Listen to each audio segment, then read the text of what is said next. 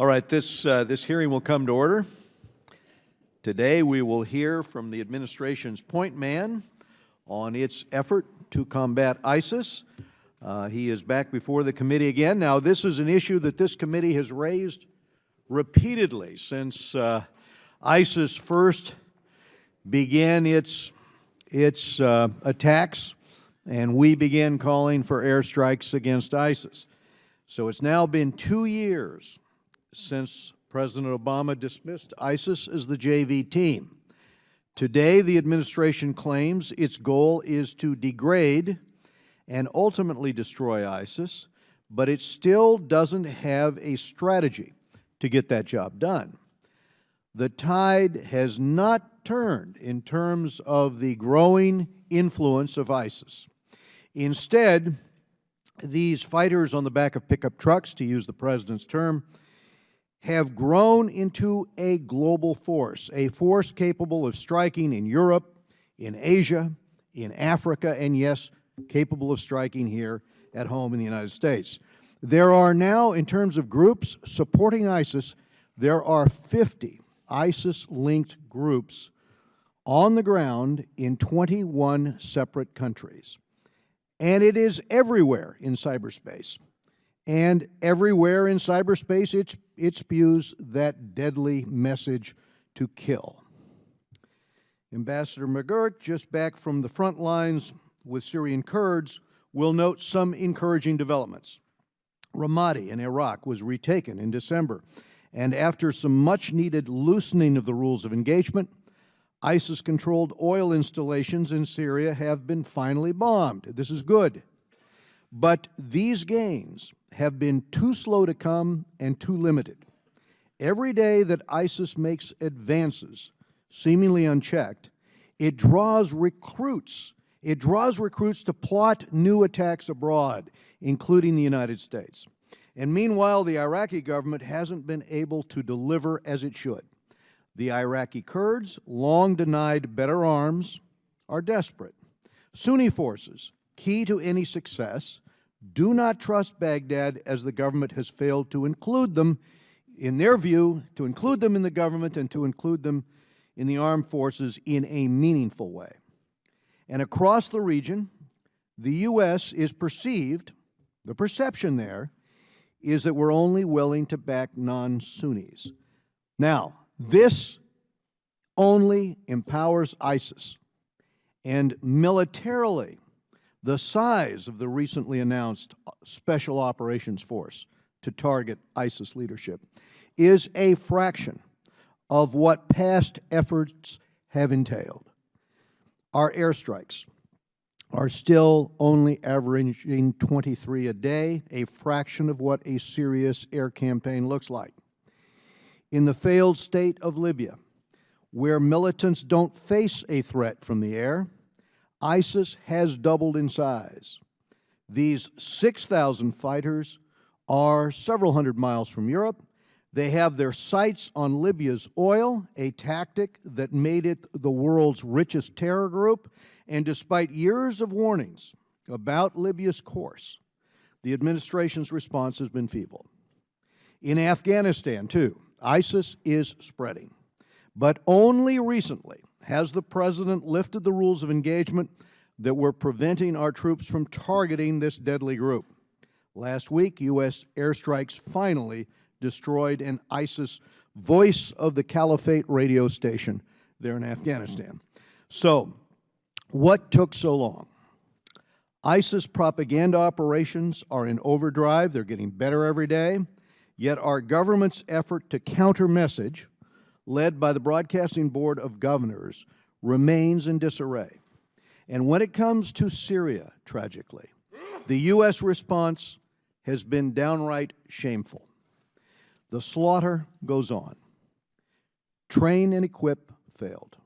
In December, the U.S. joined Russia to pass a UN Security Council resolution that required humanitarian aid and the end of civilian bombing as part of its plan for peace talks. But rather than stand firm and put pressure on Russia to abide by this resolution, Secretary Kerry pushed the opposition to the negotiating table, even as the Russian and Assad regimes intensified their bombings. And the result is predictable failure. As Syria has imploded over the years, rather than tackle the problem, the Obama administration has sat on its hands, paralyzed by a series of what-ifs. Today, Assad and Russian forces have Aleppo under siege. They are relentlessly bombing U.S.-backed Sunni opposition forces that is critical to the fight against ISIS. And just yesterday, Lieutenant General Stewart, the head of the Defense Intelligence Agency, warned that ISIS will attempt attacks on the U.S. homeland, in his words, in 2016. If we are to truly defeat ISIS, and we must, the half measures and the indecisiveness must stop. And I now yield to the ranking member, Mr. Elliot Engel from New York, for any opening comments he may have. Well, thank you very much, Mr. Chairman, and to our witness. Welcome to the Foreign Affairs Committee, Special Envoy McGurk. Brett, I've been impressed for many years by your record of service to our country. I want to thank you for it. You've notched another remarkable achievement working to negotiate the release of 5 American prisoners who were wrongly held by Iran, and I join the families of these men and with all Americans in thanking you for your efforts. Today, we're glad to hear from you about the fight against ISIS and the dynamic threat the group poses, the way the organization is adapting to challenges and growing. The United States has spearheaded a coalition of 66 partners with the goal of destroying ISIS. Different countries play different roles, cutting off ISIS from its finances, stopping the flow of foreign fighters, providing humanitarian support, countering ISIS propaganda, joining in airstrikes, building capacity of fighters on the ground. This shared burden prevents the United States from being drawn into another long war. We must defeat ISIS, but we cannot and should not do it alone. Between 10,000 coalition airstrikes and the relentless press of local ground forces, we've seen some progress. From Kobani to Mount Sinjar to Tikrit to Ramadi, ISIS has lost a quarter of the populated territory it once held in Iraq and Syria. And yet the reality across the region remains grim. Syrians continue to flee the Assad regime in droves. Assad has been given another lifeline by Russia's bombardment of civilian areas, attacks that continue to kill women and children. And ISIS latches onto these deplorable actions to use for recruitment and propaganda. Iraq has also had to rely on Shia militants, loyal Shia militias, loyal to Iran. As a result, Iraq remains divided along sectarian lines as Iran gains even greater influence in Iraq. This could leave the region with the same cleavages that allowed ISIS to thrive in the first place. If we do not address the political void and sectarian tensions, there will be no long-term stability. The same themes are already playing out in Libya and Yemen. Terrorists love a vacuum. In the absence of real stability, rule of law, and effective government, ISIS will fill the void. Focusing on long-running tensions in these countries will go a long way toward denying ISIS safe haven. So today I hope we can have a good discussion on how the United States should continue responding to the threat. How can we stem the growth of ISIS? How do we stay one step ahead of them? Sometimes, unfortunately, it seems as if we're only half-heartedly going after ISIS and half-heartedly helping the Free Syria Army and others on the ground. As you know, for many years, 3 or 4 years, I have been calling on aiding the Free Syria Army, and I believe that when we didn't aid them, they withered on the vine and ISIS moved into the void. I hope that we will be part of a robust campaign, not a tentative one, not one that seems like we're dragging ourselves in, but a robust campaign to destroy ISIS and get rid of Assad. I understand that we cannot do it alone, nor should we, and we need our Arab partners and our Middle East partners and other partners on the ground, the Kurds and others, to help. But I think we have to lead, and I think it's important that we do that. So I look forward to hearing from our witness on these questions and others, and I'm glad that Congress is staying engaged on this issue in various ways. Another step we can take is to push for a robust foreign affairs budget The President sent his budget request to Congress yesterday, and I hope that we on this committee will make all the needed investments to meet these challenges and all our challenges abroad. I hope we will soon take up an authorization for the use of military force, which gives the President what he needs to grapple with this threat without running the risk of another full-scale, open-ended commitment of American forces in the Middle East. If we're asking American service members to risk their lives in the fight against ISIS, we should at the very least, I believe, do our job as well. So thank you again, Mr. McGurk. Thank you, Mr. Chairman. I yield back. Thank you, Mr. Engel. This morning, we're pleased to be joined by Special Presidential Envoy Brett McGurk. Mr. McGurk was recently promoted from Deputy Special Presidential Envoy for the Global Coalition to Counter ISIL. Prior to these assignments, Special Envoy McGurk served as the Deputy Assistant Secretary of State for Iraq and Iran. Mr. McGurk has been a valuable voice in the administration pressing for a more robust U.S. role, and I appreciate that. Without objection, the witness's full prepared statement will be made part of the record, and members will have 5 calendar days to submit statements, questions, and extraneous materials for the record. So we'd ask if you could summarize your remarks, Ambassador. Thank you, Mr. Chairman, Ranking Member Engel, Mr. Slayton, and the members of the committee. It's a real honor to be here. I first appeared before you in this committee in November of 2013 to talk about then what we knew as al-Qaeda in Iraq and the emerging threats which we now know as ISIL. I've been back a number of times since then, including shortly after the fall of Mosul. I deeply value the partnership with this committee, and I thank you for your leadership on this most pressing national security issue. I was in Iraq when Mosul fell in the summer of 2014, and the situation then could not have been more serious and dire. Baghdad was under threat, thousands were being massacred, collapse of the Iraqi security forces, 7 entire divisions, the situation seemed almost hopeless. We had to build a foundation of fight back, and that required a new Iraqi government, a better intelligence picture, a military strategy to strike ISIL and train local forces, and a political strategy to reflect the realities on the ground. We also had to build an international coalition from around the world, recognizing that this is a global challenge like none we have seen before. At one point, with more than 30,000 foreign fighters from 120 countries all around the world. So we acted aggressively, and we're now beginning to see some results. However, while the progress is clear, which I will discuss, the challenges and threats to our national security interests remain acute. As Director of National Intelligence Clapper stated yesterday before the Senate Armed Services Committee, ISIL remains, quote, our preeminent terrorist threat. So how do we analyze ISIL? How do we make sense of it? Because only by making sense of it with data, analysis, and empirical underpinning can we effectively defeat it. We analyze ISIL in 3 main categories. First, its core in Iraq and Syria. Second, its networks around the world, foreign fighters, finance, and propaganda. And third, its affiliates, now of which there are 8. I want to focus in this introductory statement on the core. And the core is really key. It's the phony self-proclaimed caliphate that ISIL proclaims to have established, and it's one of the main magnets that's attracting people from all around the world. So let me start with some facts for what we're doing in the core. ISIL has now lost 40% of its territory in Iraq, more than 10% of its territory in Syria. It has not won a single battle since May. And as you can see in the map that I have projected here, the green areas are areas in which, since the summer of 2014, we have now retaken from ISIL. But the figures, for example, 40% of territory really does not matter. What is important is that this is strategic ground. In Iraq, the iconic Sunni cities of Tikrit and Ramadi. In Tikrit, 95% of the population is now back in their homes in the city, according to UN estimates.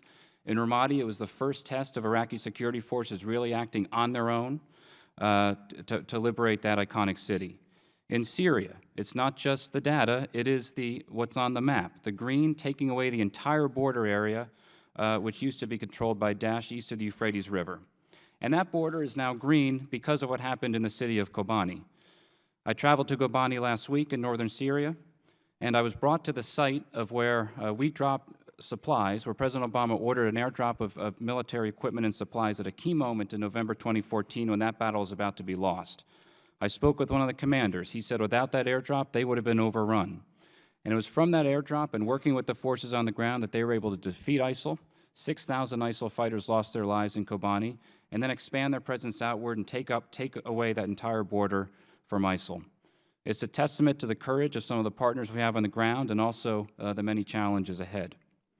I was able to travel to Syria because we now have a presence on the ground in Syria, and there's no substitute for this. Having a presence on the ground, we gain better insights every day, and with better insights, we can act with more devastating effect.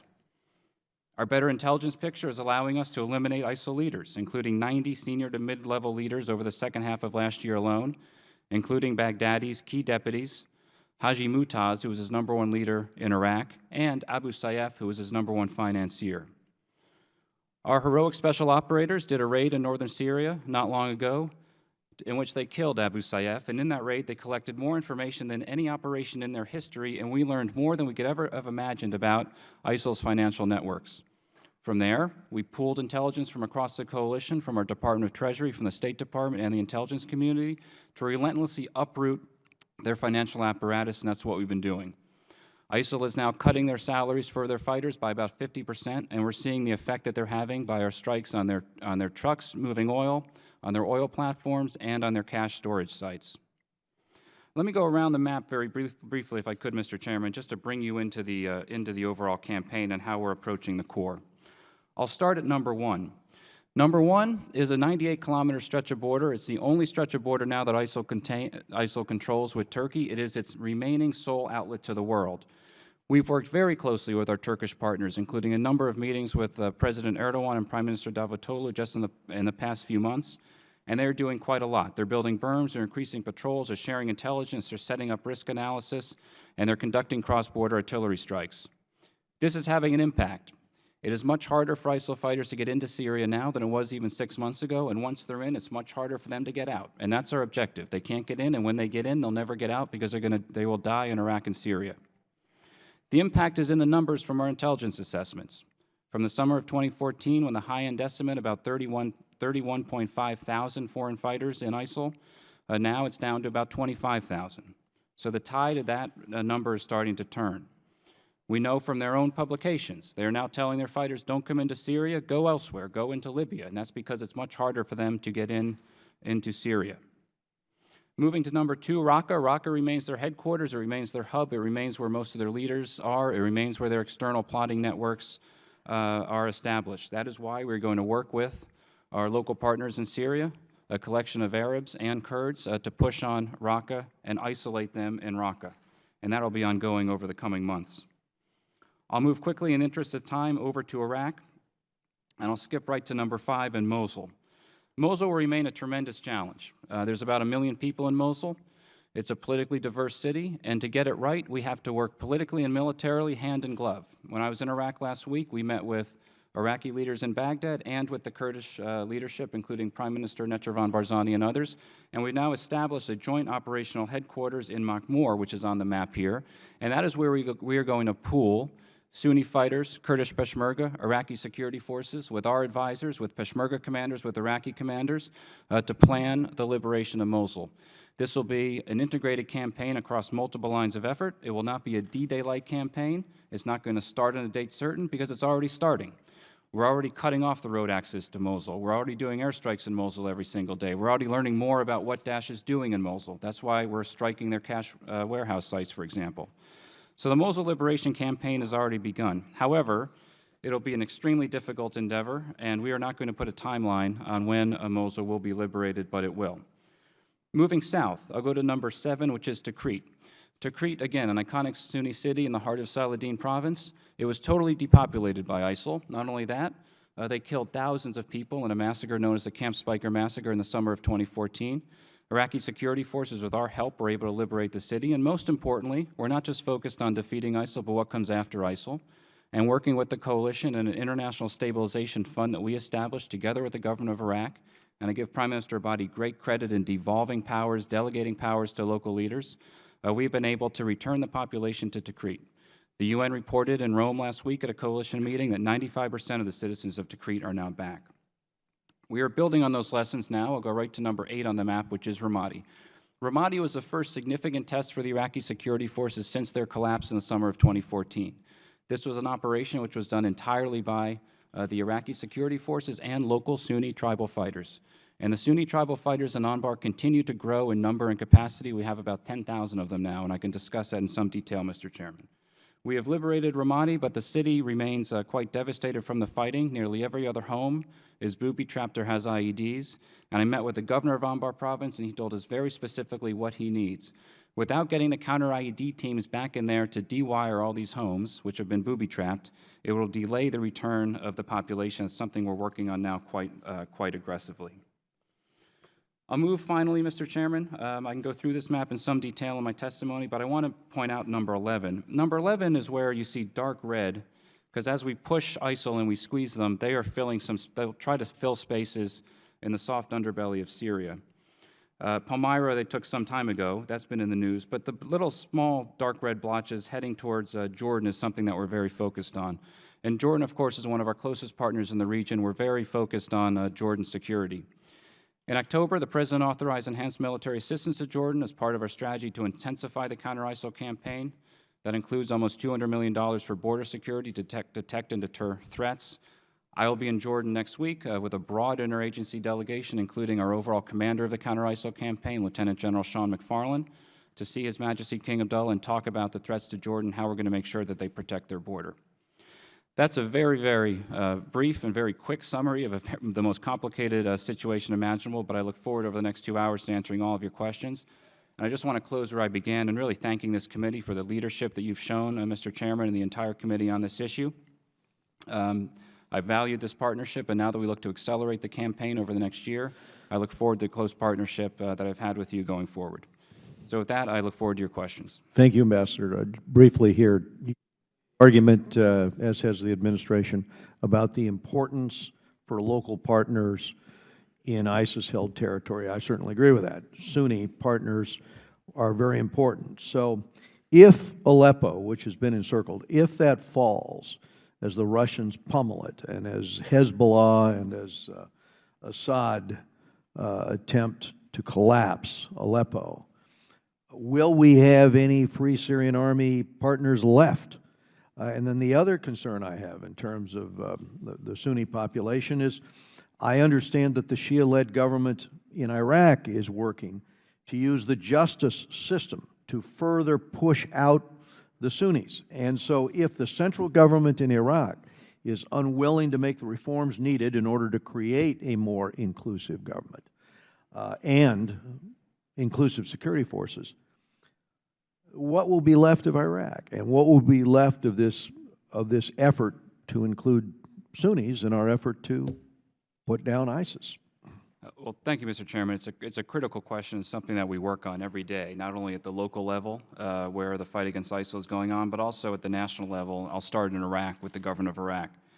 You know, Iraq just passed a budget through its Council of Representatives with a very important provision. It's Article 40 of its budget. And it allocates 30% of what you call the popular mobilization forces. That 30% have to come from provinces that are actively fighting ISIL. And that authorizes almost 30,000 Sunni fighters enrolled in the state security services to fight ISIL. We have almost 15,000 now. And they are being paid. And they're being paid about $680 to $750 a month. And that might not sound like much to us, but the rural labor earning for an average Iraqi worker is about $36 per month.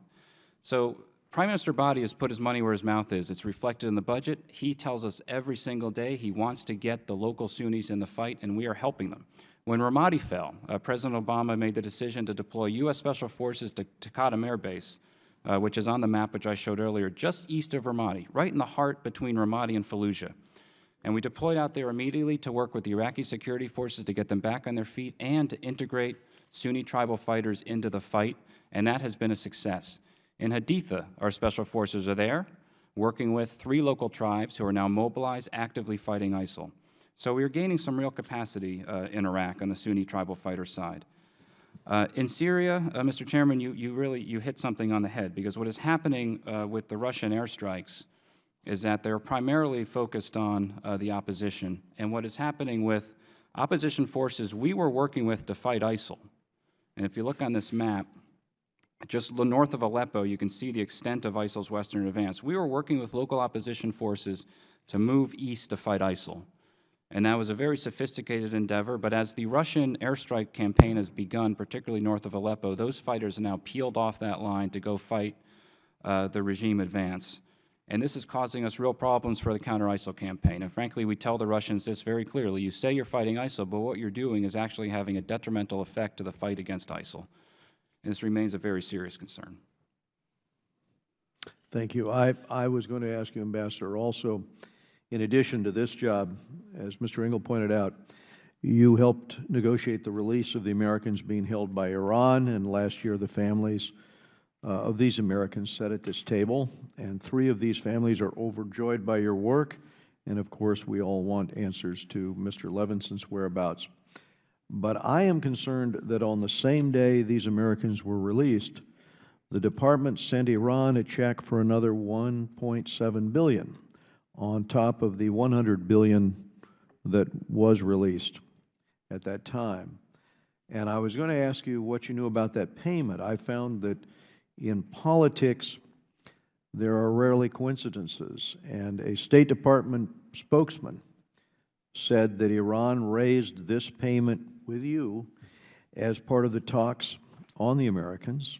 An Iranian Basij commander called this $1.7 billion ransom, in his words. And as you know, I've submitted detailed questions to the Secretary, which we are anxious to receive. Well, first, we look forward to answering all your detailed questions. This is a very complex negotiation, went on for 14 months, focused on the issue of prisoners. The issue of the Hague settlement was a parallel process. We've really had 3 areas of negotiation with Iranians really over the last 30 years. There's been the Hague tribunal process, and in that process over 30 years, almost 4,700 private U.S. claims, every single private U.S. claim has been adjudicated by the Hague. Those have all been settled. All that really is left is a few of these government-to-government claims. And that Hague negotiation with our lawyers at the State Department who've been doing this, many of them for decades, and they would be happy to come up and discuss with you in some detail.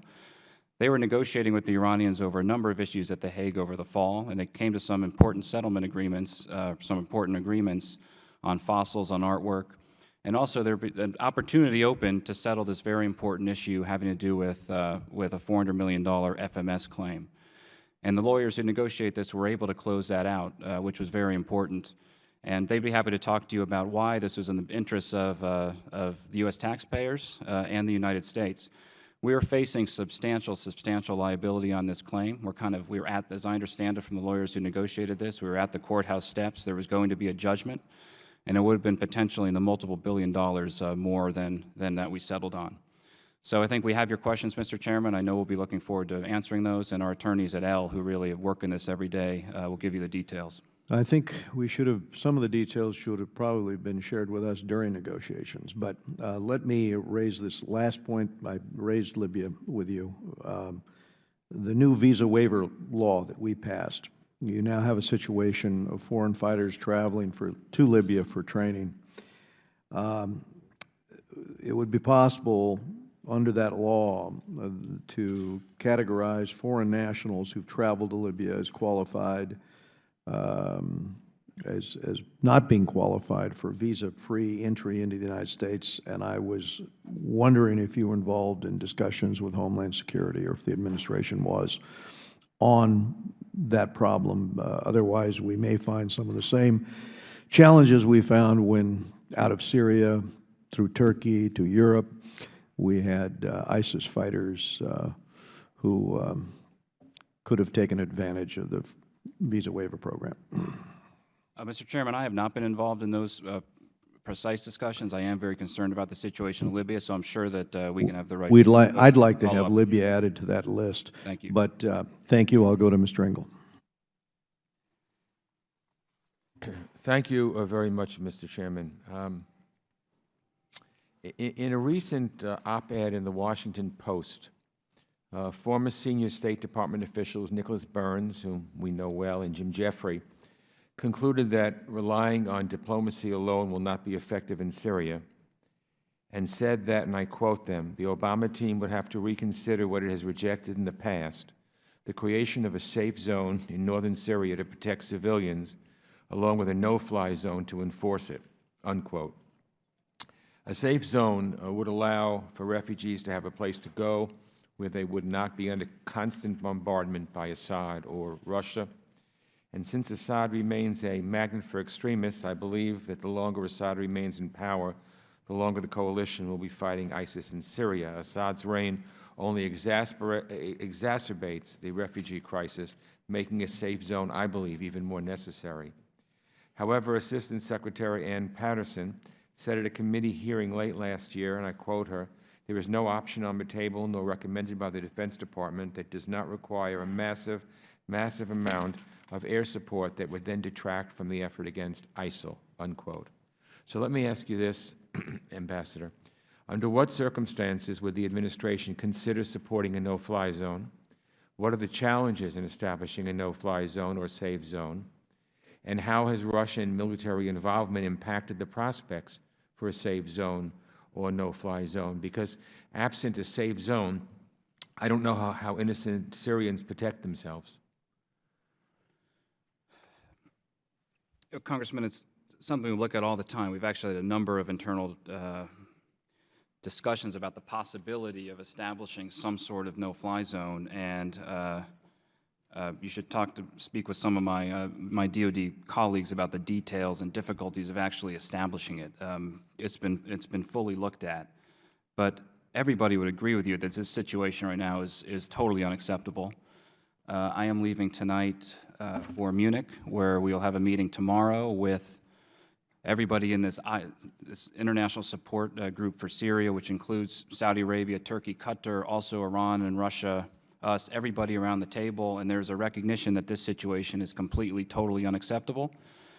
We were very close in Vienna not long ago, as Secretary Kerry has discussed, to a ceasefire, and we're going to work very hard over the coming days to try to put in place a ceasefire, because so long as this conflict is going on, it makes my job against ISIL all the more difficult, and the humanitarian consequences of what is happening is just truly atrocious and terrible. So we have to get to a way to de-escalate this underlying conflict. To de-escalate the underlying conflict, there has to be a political process that can ultimately lead to a transition in Damascus. The struggle we face from time to time is that the collapse of the regime in Damascus would open up a vacuum which terrorist groups are able to fill, and so we want to have a political process that can lead to a transition. That's something that Secretary Kerry in particular has been working very assiduously on.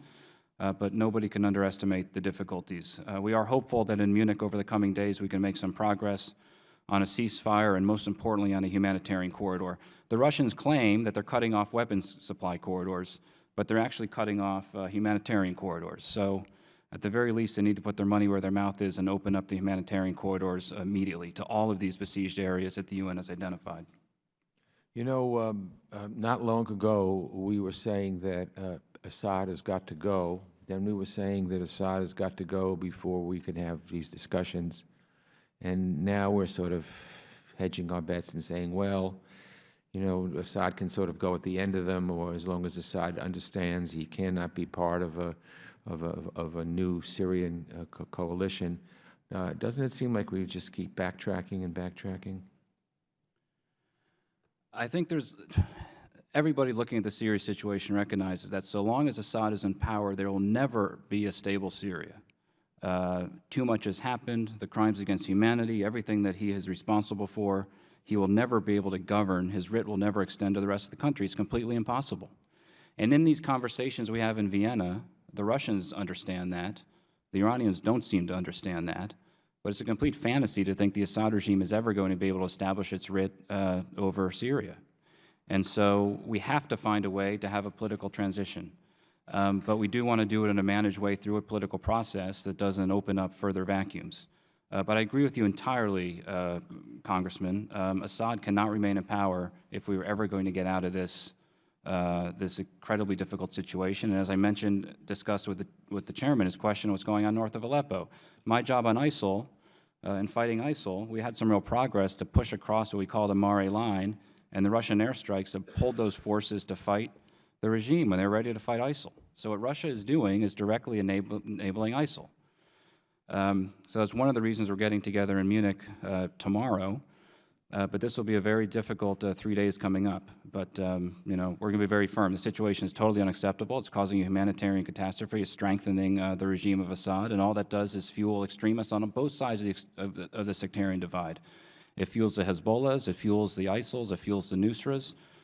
So we have to come together as great powers, all of us, Turkey, U.S., Saudi Arabia, Russia, and figure out a way to settle this conflict down. Otherwise, it's going to come to haunt all of us. I have one final question.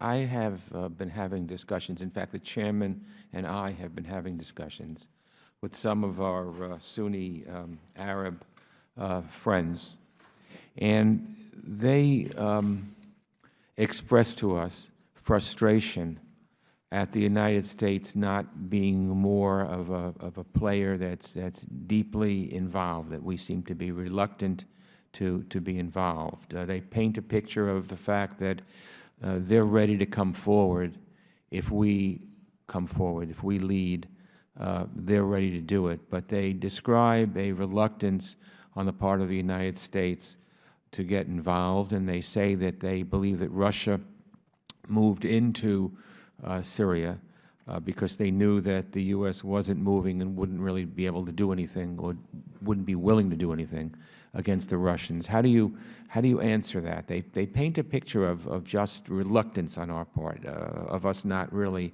leading, of us, they would be willing to be with us, but we are recalcitrant. How do you answer that? Well, in terms of the ISIL campaign, done over 10,000 airstrikes now. We have U.S. forces on the ground in Syria. We have U.S. forces on the ground in Iraq. We welcome our partners to join us in that endeavor. And we've done some real damage to ISIL, and we're looking for others to join us, to tell you the truth. So that is something where I think we have led, and in fact, Secretary Carter is meeting in Brussels today with the defense ministers of the coalition, and one of the things he is putting on members of our coalition, including a number of the Arab partners, is that, you know, ISIL is a threat to you. Saudi Arabia, one of our closest friends in the world, ISIL is in Saudi Arabia. And the Saudis are doing a lot against ISIL, but we, of course, want them to do more. We want all of our partners to do more. So this is a constant discussion we have. Our interests don't always align directly with many of our partners' interests. This is something that is natural in foreign policy with our friends.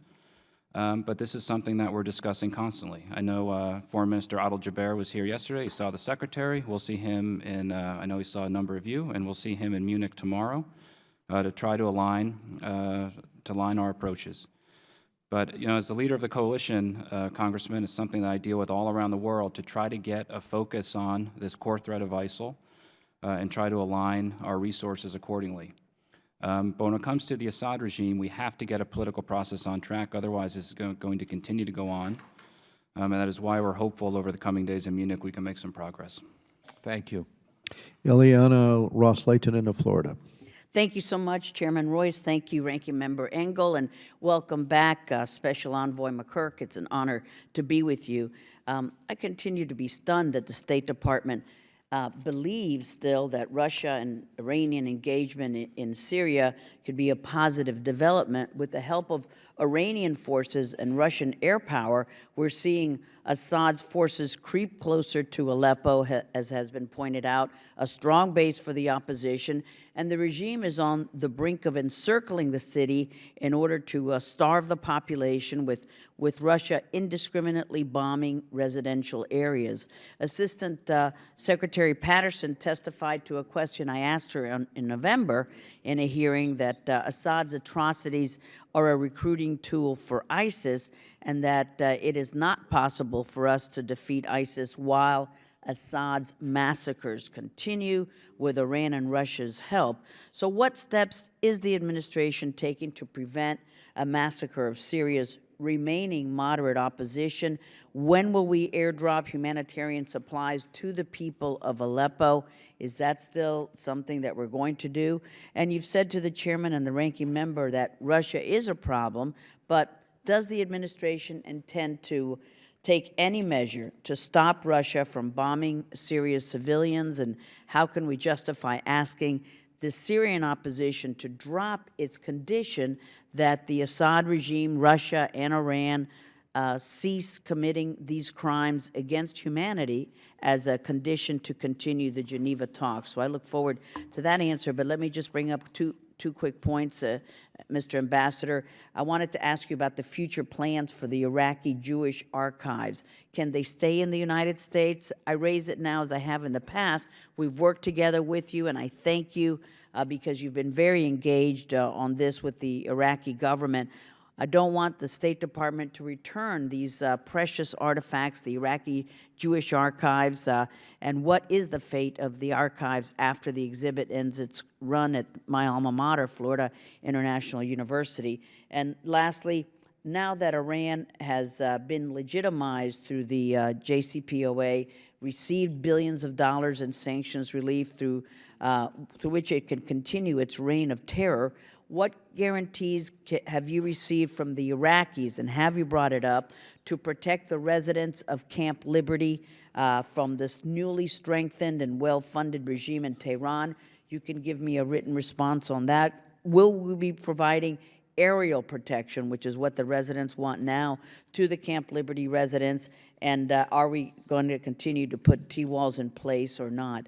But if you could ask the question about what we're doing to prevent a massacre, an airdrop, humanitarian supplies, and the role of Russia. Thank you, sir. Thank you. Ms. Russell, I want to thank you in particular for your cooperation on the very difficult issue of the Iraqi Jewish archives. And we're very honored that they're on display in your district. And when I was the Iraq DAS, I worked on this issue quite a bit. I'm no longer in that role, but I still care very much about it. I understand they're scheduled to run through the end of the year.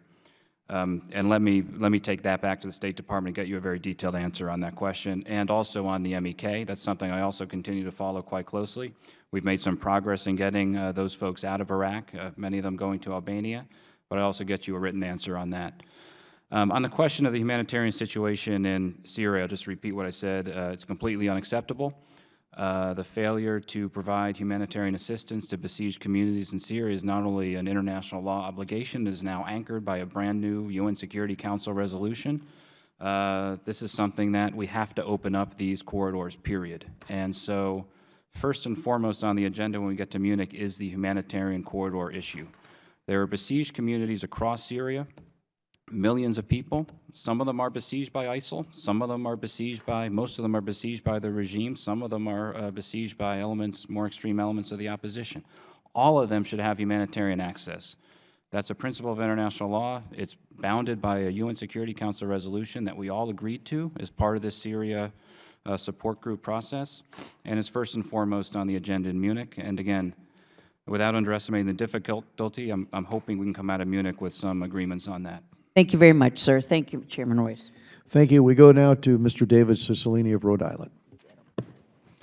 Thank you, Mr. Chairman, for holding this hearing, and thank you, Mr. McGurk, for being here.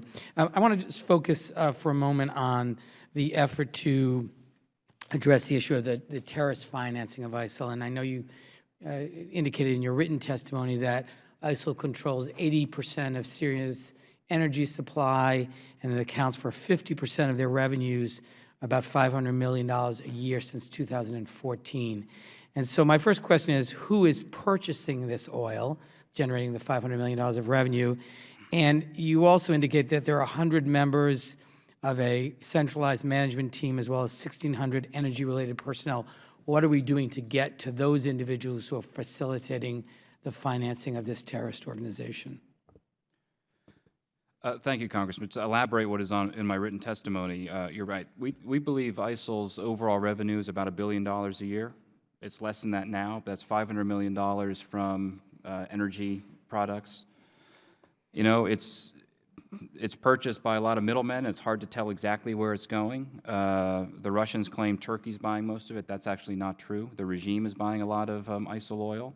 But what's happened is sold to middlemen, and then it goes to a third party, and so it's hard to trace from ISIL to the actual end user. But it is a significant revenue stream that we are now significantly degrading. I mean, they are not able to do what they were able to do in the past. We had a big debate amongst ourselves about when to target the trucks, because the truck drivers, most of them are ordinary Iraqis and ordinary Syrians. So what we did, a very sophisticated campaign in which we, I won't say exactly how, but we warned them that if you're driving trucks here, your days are going to be numbered. And we were able to destroy about 400 trucks in one shot with very limited collateral damage or civilian deaths. And it has had a tremendous impact on their ability to move oil around. So we will continue to do that. But it is a fundamental priority of the overall campaign, not just taking back territory, but denying the revenue sources. And in Mosul, because of our intelligence picture, we were able to target where they had cash warehouse sites. I mean, hundreds of millions of dollars. That's how they pay their fighters in Mosul. No longer exist. Second, I want to ask you about, we've seen a lot of the success of ISIL using the internet and social media both to promote their propaganda as well as recruit. And I'd like to hear a little bit about what we're doing and how we're helping to counter that narrative. This is obviously a religious-based false argument, but an effective one, and not a response or a narrative we can necessarily respond to effectively as the United States. But are there efforts underway so that somebody is responding to this very aggressively in the same medium to help stem the flow of additional recruits? And final question I'll ask, so you'll have time to answer both of them, is at the donor conference, I know there was a commitment made by Germany of $1.2 billion, I think, the United States over $600 million, but we still aren't seeing the same kind of level of support from Saudi Arabia, UAE, and Kuwait. This is a huge humanitarian crisis of really unprecedented magnitude, and what can we do to encourage these other countries to play a more generous role in dealing with the humanitarian crisis? Let me address the messaging issue because it's really critical. ISIL, we've looked at this in some detail. They have three main messaging campaigns. One is the glory of the caliphate, these sun-drenched scenes of children eating ice cream cones and come bring your family. It's a total lie, but it's actually the majority of their content. Second is a religiously based message, primarily focused in the Gulf and other Muslim communities. And then third is what gets a lot of attention, which is the gore and the kind of the executions, beheadings. That's actually the smallest number of their content.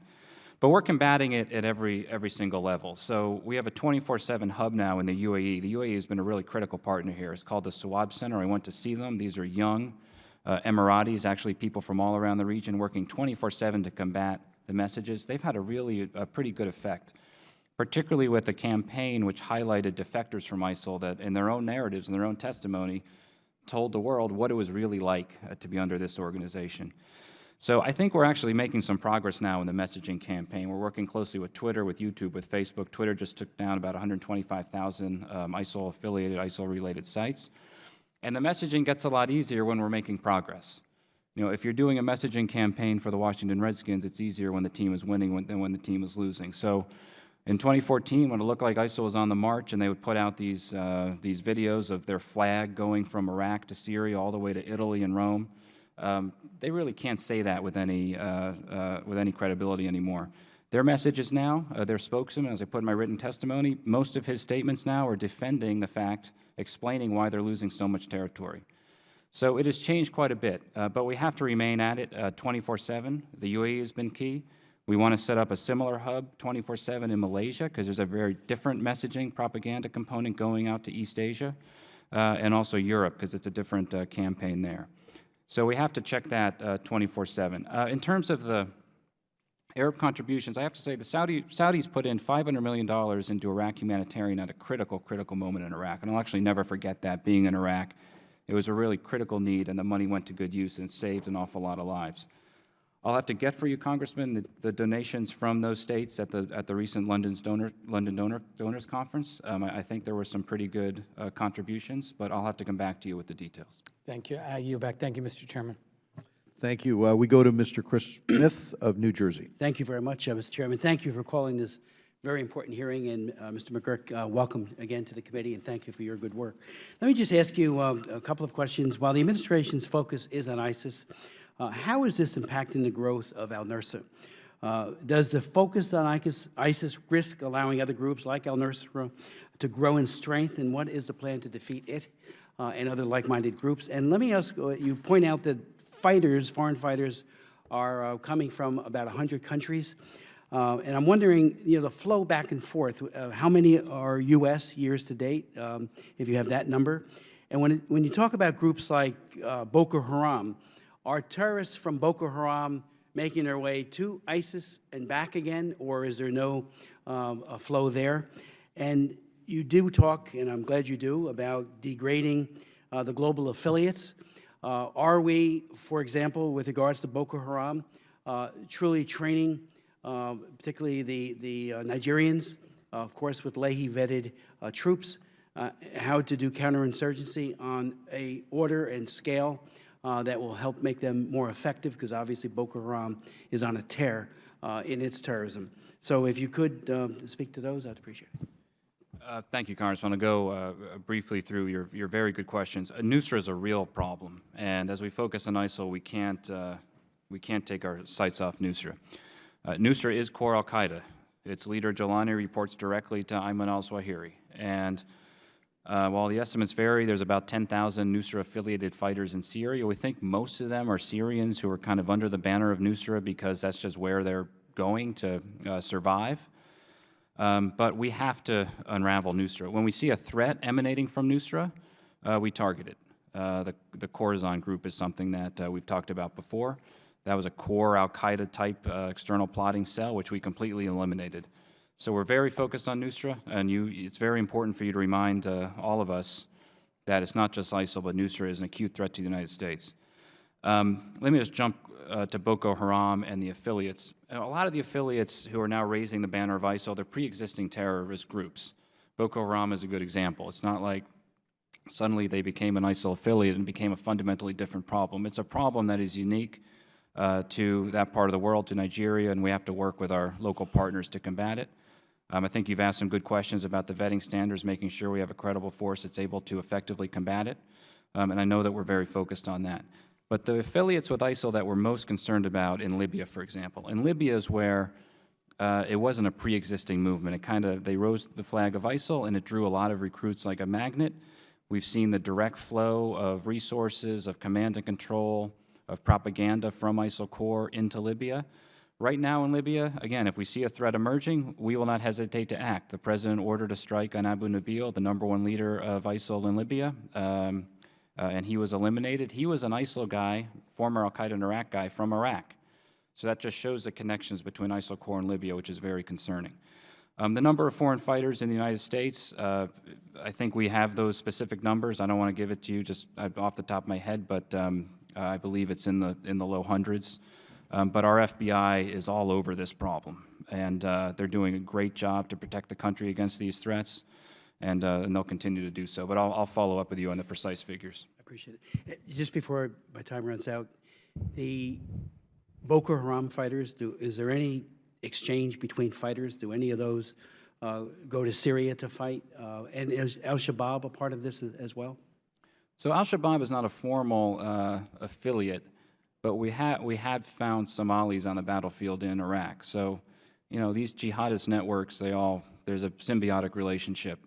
The good thing about Iraq and Syria is if they come into Iraq and Syria, as I mentioned in my statement, they're unlikely to get out. We're going to make sure we kill them in Iraq and Syria. But Libya is an emerging threat from Africa because a lot of the guys are pooling up to Libya. Thank you very much. Thank you. We go to Mr. Gregory Meeks of New York. Thank you, Mr. Chairman. Thank you. Let me start with this, and I want to kind of follow up with Mr. Cicilline said. He talked about Saudi Arabia's activities, or asked there about their contributions on a humanitarian level. In fighting against ISIS and ISIL,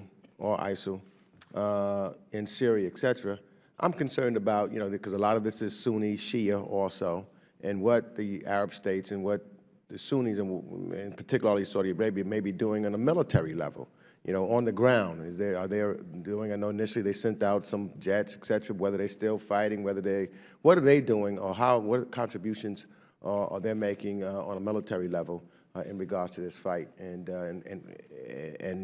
how does that play into our equation? So it's something that Secretary Carter has discussed quite a bit publicly, and he's discussing in Brussels today with our partners. Most of the GCC states were with us in the early stages of the air campaign. Right now, Jordan has, they've renewed their airstrikes in Syria, which we're grateful for. The Emiratis, I think, are about to do that. Saudi Arabia has been very focused on the conflict in Yemen, of course. This is something we discuss with them quite a bit. So, you know, we're constantly engaged with them about what the particular role can be. And I don't want to get ahead of the process, but that's something that Secretary Carter is discussing in some detail with the defense ministers in Brussels today, including Mohammed bin Salman from Saudi Arabia. So, look, we need the region to be fully invested in this fight, but it's not just military. As was mentioned earlier, it's also the humanitarian and the stabilization side. You know, in Iraq now, as I mentioned, these are iconic Sunni cities that have now been cleared of ISIL, and now we want to return the population to get back on their feet. The internally displaced in Iraq, most of them are Sunnis, 70% of them are women and girls, and they need help. And so on the humanitarian, on the stabilization side, that's something where the region, we're very hopeful, can step up in a fairly aggressive way. Because we have the programs in place, we have the support of the Iraqi government in place, we have UN programs in place to help people, but it's an issue of the resources. And one thing that has really hampered this quite a bit is just the collapsing price of oil, which I can go into some detail. I mean, Iraq is now facing monthly about a $5 billion financing gap. They're producing more oil than they have in some time, over 4 million barrels a day. When I was working on Iraq full-time 5 years ago, that would have been unimaginable. 4 million barrels a day. That's because of decisions the Iraqi government has made and decisions that we have made with them, and that's a real testament to their progress. But the falling price of oil has just greatly impacted their budget situation. It's depleted the resources we had hoped we would have to deal with some of these stabilization and humanitarian problems. So that is something, Congressman, where the region, we're very hopeful can contribute. Well, I just, you know, because I was just surprised at a recent statement that Saudi Arabia made saying that they would, if the United States put troops on the ground, that they would be right behind us militarily. And I was just wondering why, you know, that it has to be, as you said, something where if anybody's going to be on the ground, so it doesn't look like we are occupying anyone again or coming in that regards, the Sunni, especially in Sunni territory, that they and those from the Arab League be the ones that are out front and not the United States of America. And so when I heard that statement, I was just wondering whether or not they have been further engaged militarily or not. And whether they've shown, and I know about Yemen, but if they've shown, but ISIL is still a threat to them also. And so whether they're willing to really step up. Same thing to some regards with Turkey and what they may or may not be doing. Let me ask you that question then, what they may not be doing militarily also in regards to the fight with ISIL. What about Turkey? Well, Turkey, and I was a part of this process, a very intense negotiation and an agreement with them to base our planes at Incirlik Air Base, which has dramatically decreased the flying time to be able to strike ISIL targets. And we're very grateful for the agreements we've reached with Turkey in that regard. Turkey has also, as I mentioned, really worked to seal its border, that 98-kilometer strip of border. It's much harder for these foreign fighters to get into Syria than it was until then. Turkey is also caring for 2.1 million refugees from Syria, spending almost $8 billion, something people forget about. So Turkey is doing an awful lot here. You know, militarily, they were doing some very important airstrikes in the north of the country. Right now, we're working with them to get them back into the campaign, but we're doing that very carefully because the conflict with, not conflict, but the tension between Turkey and Russia after Turkey shot down a Russian plane, after the Russian plane violated Turkey's airspace, kind of complicated the picture. So that's something we're working very closely with Turkey on. But we're very comfortable with Turkey's contributions. They're a critical NATO ally of ours, and so we'll continue to work closely with them. Great. Thank you. Out of time. Thank you. Mr. Dana Rohrabacher of California. Thank you very much, Mr. Ambassador. Thank you for your service. And when you mentioned in the beginning of your testimony that Abu Sayyaf had been left this world with our help, was that the same Abu Sayyaf that was the power in Afghanistan 20 years ago, or is this another Abu Sayyaf? No, this is an individual that was a legacy Al-Qaeda in Iraq, Zarqawi acolyte, very much from the Iraq-Syria theater. But he was their head financier. Okay, so he's not the same guy who was the financier back in Not that I'm aware of. Mujahideen days. How many fighters do we have how many people are fighting Assad? How many, the number of fighters that are there and I guess Aleppo and that region? I can't put a number on Aleppo. You know, the uppermost estimate of our, moderate opposition fighter, the uppermost estimate I've heard is about 70,000 fighters. That's all the way from the south to the north. Yeah. But those are split into hundreds of different groups. So to bring coherence to that is very difficult. Okay. And are there any of those anti-Assad fighters who are fighting ISIL at this point? Well, yes, and before the Russian airstrike campaign, we felt pretty good about the word I guess is coherence and capacity that we were gaining along that Mara line, which is on the map which I projected. But since then, a lot of those guys have peeled off from the ISIL fight to fight the regime, which has not been helpful to the ISIL campaign. Well, let us just note that this administration has told us before that there will be no stability unless we get rid of so-and-so or so-and-so. And in fact, the opposite has been true. In Libya, in particular, which you outlined today as being a catastrophe, we were told in almost the same words that you have used today, there's never going to be any peace there until we get rid of Gaddafi. And in fact, that's why we have to help the non-Gaddafi forces. And now we have testimony, of course, that ISIL is on the verge of taking over Libya. Let me note that I didn't see Assad as ever a threat. Was Assad ever a threat to the United States? Well, Assad has given sustenance to Hezbollah and then terrorist groups for a number of years. He's a threat to some of our closest partners in the region. They gave credence. Assad was never a threat to the United States. You know, frankly, we Republicans made a mistake when we backed our president when he said we have to get rid of Saddam Hussein. And frankly, it looks like to me that all of this chaos and confusion that you're describing today, that unfortunately is in your lap to try to correct, started when we made a mistake that we have to get rid of Saddam Hussein because he's a bad guy and he's committing atrocities against his own people. And that has destabilized the whole region and led to many thousands more people being killed. I would think, frankly, from a distance, it looks like Assad is in that same type of, fighting Assad is the same type of situation. Let me ask, how many of the ISIL fighters are foreigners? Not from, meaning from other areas rather than Syria and Iraq? Total number of foreign fighters have come into the theater are above 30,000, but many of them, as I mentioned in my opening, it's decreased quite a bit. So foreign fighters fighting with ISIL now, I'd probably put in the number of, according to our most recent estimates, of 15,000 or so or less. 15,000. And how many of those come from places like Chechnya? Oh, a lot. And in fact, one example, when I was in Iraq recently with the Beiji campaign, there was a major battle for the Beiji refinery, a very heroic battle, went on for almost a year, and we were picking up mostly the fighters that our guys were dealing with were speaking Russian. So we have all of these thousands of radical Islamic terrorist fighters and who come from Russia and Chechnya, and so the Russians maybe have something maybe even more important for them to be involved than us to be involved, because they have had exact fighters from their country. I don't believe there are any Americans over there with that terrorist group. Let me just say the idea that the Turkish, that we don't know where those trucks are going and who's purchasing that fuel is unacceptable.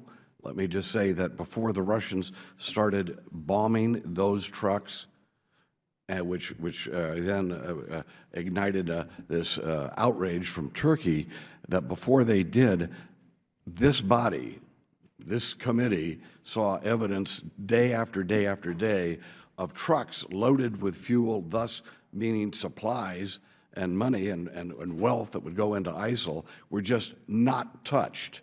They were, how much evidence, Mr. Chairman, we had? Overwhelming evidence that this administration wasn't doing a thing about it. And once the Russians started, then we did. I think that this idea that Well, if I could just correct the record, Yes. since you raised the point, I think once the French started, it was the French, after the attack in Paris, attributable to ISIS forces, the French made the decision to hit those targets correct. on the open highway. Let me also note that the Russians were doing that. However, you never know who the Russians are hitting because that's their business. They haven't been able to outline it for us. I would just say this, that people who are a threat to the United States of America, to our people, the terrorist network for around the world, we should be working closely with anyone like that who is not a threat to us. And whether or not they oppress their own people, I'm sorry. We didn't like Saddam Hussein, and look what we did to the world by getting rid of him. We didn't like Gaddafi. There's a number of cases like this. And the idea, our question shouldn't be, how do we get rid of Assad, and spending lots of attention and resources on that. Our vision should be, how do we get rid of ISIL and these radical Islamicists who will terrorize the Western world and murder us if they get a chance. Thank you very much, Mr. Chairman. Thank you, Mr. Rohrabacher. We now go to Mr. Jerry Connolly of Virginia. Thank you, Mr. Chairman, and I certainly want to concur with my friend from California in his critique of the mistake by Republicans in supporting the reckless foreign policy of George W. Bush. So I certainly want to associate myself with those remarks. Absolutely. Okay, so I will point out, though, that some of the current critique, like Libya, it would be fun to replay video of my colleagues who criticized President Obama for not being more involved in Libya at the time, for being too reluctant, for not taking the lead and being at the forefront of the revolution against Gaddafi. And now we're bemoaning the fact that stability was a victim, as well as the Gaddafi regime. So that was then, this is now. Welcome, Ambassador McGurk. Let me start with Russia, one of the favorite topics of my friend from California. How concerned are we that Russia's airstrikes in Syria are non-ISIL focused, and that in fact they have targeted, either deliberately or just coincidentally, non-ISIL insurgent groups that we were hoping to use as part of the coalition against Assad? It's a huge problem, and could you say that louder? I couldn't hear you. yeah, it's a huge problem. They say they want to fight ISIL and Nusra, but they're hitting groups that were ready to, as I mentioned, ready to fight ISIL. So, you know, this is where we just have to be honest. They are hitting 70% of their airstrikes are against the opposition. Many of those opposition groups are ready to fight ISIL. So we now have a situation where the Russian activity in Syria is directly in conflict with Western goals. Is that correct? Would that be fair?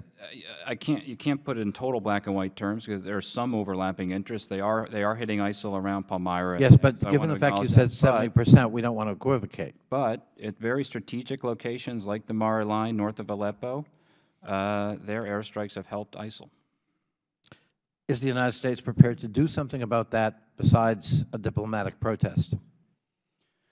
Well, as I think the Secretary said yesterday, I think we have to focus on the diplomatic process, and that's why we're going to get together tomorrow in Munich.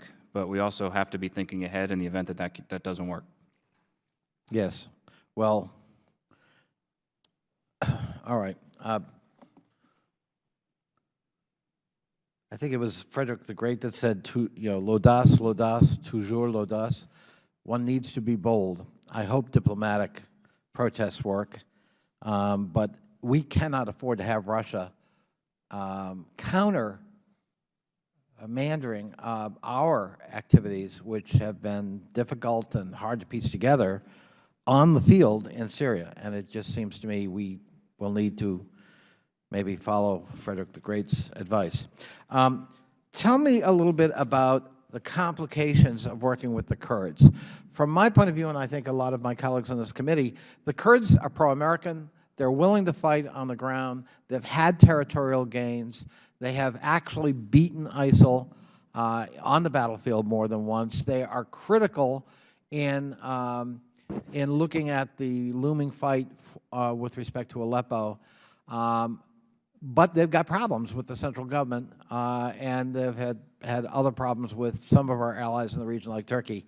How complicated is that relationship, and what ought to be the U.S. posture with respect to training, equipping, and financing the Peshmerga? Well, Congress, I'll start in Iraq. You know, there's vestiges of what used to happen under the government of former Prime Minister Maliki, in which the relationship was very difficult. With Abadi, it's been very different, and I just want to be clear: every single shipment of weapons or supplies that we wanted to send to the Kurds has gone. Nothing has been held up by the central government under Prime Minister Abadi. I mean, zero. Under the ITEF that was approved by this. But they're not paying the soldiers. Well, a lot of people in Iraq are not getting paid. But what's happening now in Iraq in terms of the oil allocation, the Kurds are exporting their oil on their own and keeping those revenues, and they're not, therefore, getting the revenues from the south, which is actually an equitable exchange. But as I mentioned, Iraq writ large is focused every single month now a $5 billion funding deficit. That is a problem writ large. For the Kurdish Peshmerga, there's about a $400 million monthly gap. Peshmerga salaries are about $50 million a month.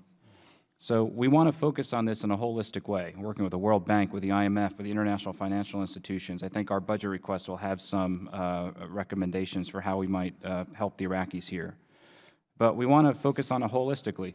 But the Kurds will have what they need to fight ISIL. They'll have what they need to be successful in the Mosul campaign, no question about it. I will see President Barzani. I believe he's going to be in Munich, so I'll look forward to seeing him. Prime Minister Abadi will also be in Munich. When I was in Iraq last week, a very senior delegation from the Kurdistan Regional Government was in Baghdad to meet with Prime Minister Abadi. That relationship is very good right now, and we want to keep it that way. The Kurds in the north in Iraq also have a lot of political divisions that I encourage them, as a close friend of theirs, to try to find a way to resolve. Because when the ISIL wolf was at the door, all the Kurds were united. The Syrian Kurds, the Iraqi Kurds, everybody was united, particularly in that moment of Kobani when the Kurdish Peshmerga went through Turkey to fight in Kobani, in a historical moment that I was a part of. Now that the ISIL threat has receded a little bit, all of these divisions have opened up. So there's 3 Kurdish parties in the north. There's great political divisions there. There's divisions between the Syrian Kurds and the Kurds in northern Iraq. Our message to them is that this fight is not over.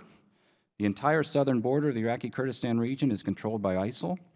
So long as that is the case, there's not going to be a stable situation there. So our advice is to unite against the threat against ISIL, despite all the differences. There's a lot of differences. Meanwhile, we have to help them with the financial difficulties, and that's something that I look forward to working with this committee to do. Mr. Chairman, I'm glad to hear that. I think that's essential, and I think we need to be providing that financial support because they're willing to fight. Thank you, Mr. Chairman. Thank you, Jerry. Okay, Ted Poe of Texas. Thank you, Mr. Chairman. ISIS is deliberately targeting religious minorities, specifically Christians. Christians have been executed by the thousands. The clergy's been assassinated. Jihadists in Mosul stamped the homes of Christians with an end for Nazarene. Enforces convert or die, convert to their way of thinking or you die. Christian females were sold in slave markets. 3 of them were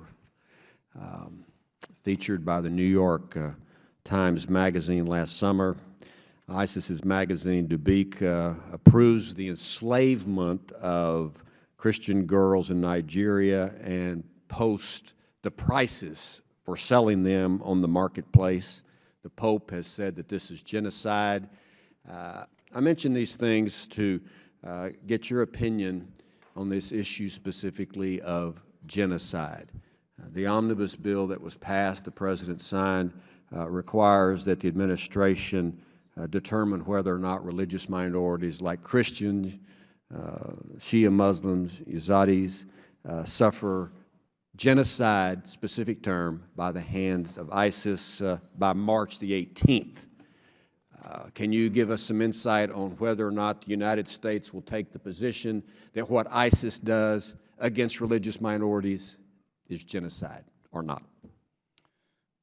Thank you, Congressman. And we're focused on answering that legislative request, and our lawyers are deeply, as you said, genocide is a very specific term, so it's a legal determination, and we're looking at it, I believe, across the board.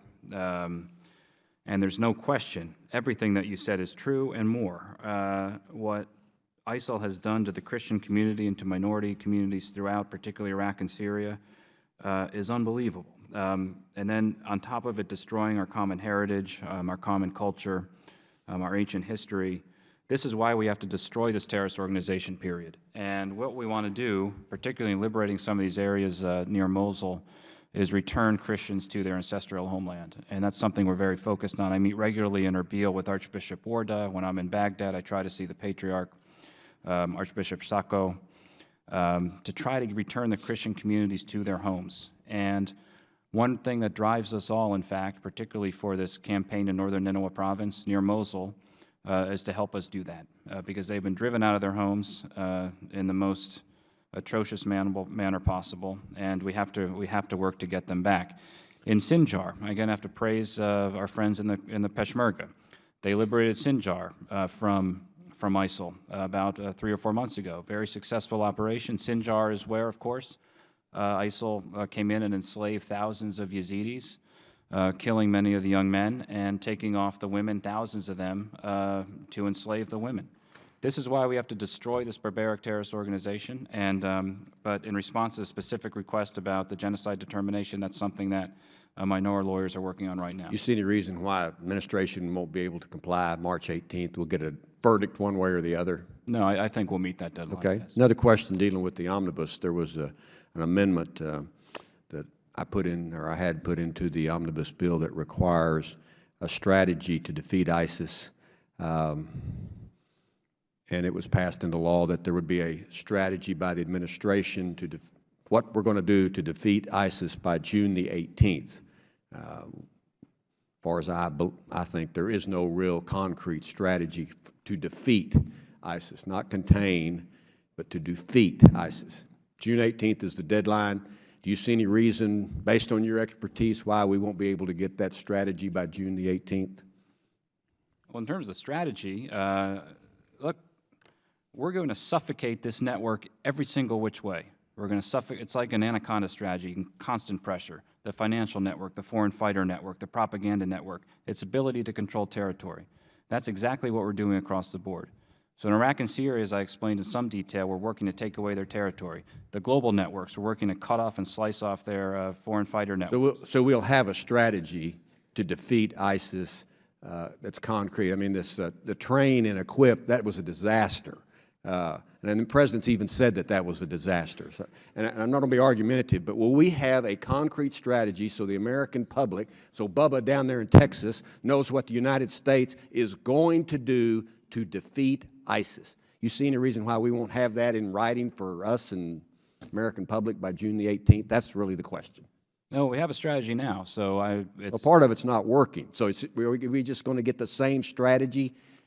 That's really my question. Is it going to be the same thing, or is it going to be a concrete strategy? This is something that we can understand that we will defeat. You know, we go after the oil fields, but we go after the trucks, but we don't bomb the oil fields and things like that in tactics. I understand. I mean, things that haven't worked, we've already adjusted. So I'll follow up with you with more kind of specific details so you can have that very clear narrative laid down. So we'll see that strategy by June 18th. I'll yield back. We go to Karen Bass of California. Thank you again for your testimony and your time here in our hearing. I wanted to ask you a few questions. Congressmember Smith was asking you about Boko Haram in Africa, and I would like to focus some of my questions there as well. One of the things that has been just a little frustrating is when we think of Boko Haram and ISIS, and knowing that Boko Haram actually has, their reign of terror has actually continued every day, and at the end of last year actually killed more people than ISIS did. And so I'm concerned, especially with what's happening in Libya, the deterioration in Libya, And knowing when Libya first fell, it essentially led to a coup in Mali. And so I'm wondering what you're seeing now, especially with ISIS increasing its involvement and occupation in Libya. What do you think, or what are you seeing the fallout being in other countries? Well, as I mentioned, Libya remains an acute focus because Libya is where, unlike, again, Boko Haram, which was a pre-existing problem, Right. terrorist problem before ISIL, the fact that they've now raised an ISIL flag doesn't fundamentally change the nature of the problem. ISIL in Libya is different. So in Libya, what we're working very hard to do, and one of my colleagues, a special envoy for Libya, Jonathan Weiner, we were just in Rome together for the coalition meeting on ISIL, working to form the Government of National Accord, a national unity government in Libya, and hoping to get that done very soon. And the UN Special Envoy Martin Kobler, who's also a close friend of mine, worked with him for years in Iraq. I know he's been working day and night to get this done. And we have to have that because you need a foundational partner. I mentioned the summer of 2014 is very important to get the new Iraqi government formed. Iraq had just had an election. It was going through a government formation process. How do we come into Iraq in a very major way militarily before we had a government and a foundational partner? It would have been hard to, I think, build the coherence that we needed to really push back effectively and aggressively. So the sequencing in Libya is to try to get this national government formed and then to work with it to come up with a strategy to begin to combat Libya. But I will say, if that takes some time, when we see threats emerging to our own national security interests, the President has shown he will take military action in Libya. And that's why we killed the overall ISIL leader in Libya, Abu Nabil. So those sorts of things will continue to be ongoing. But the political and the military here is quite intertwined.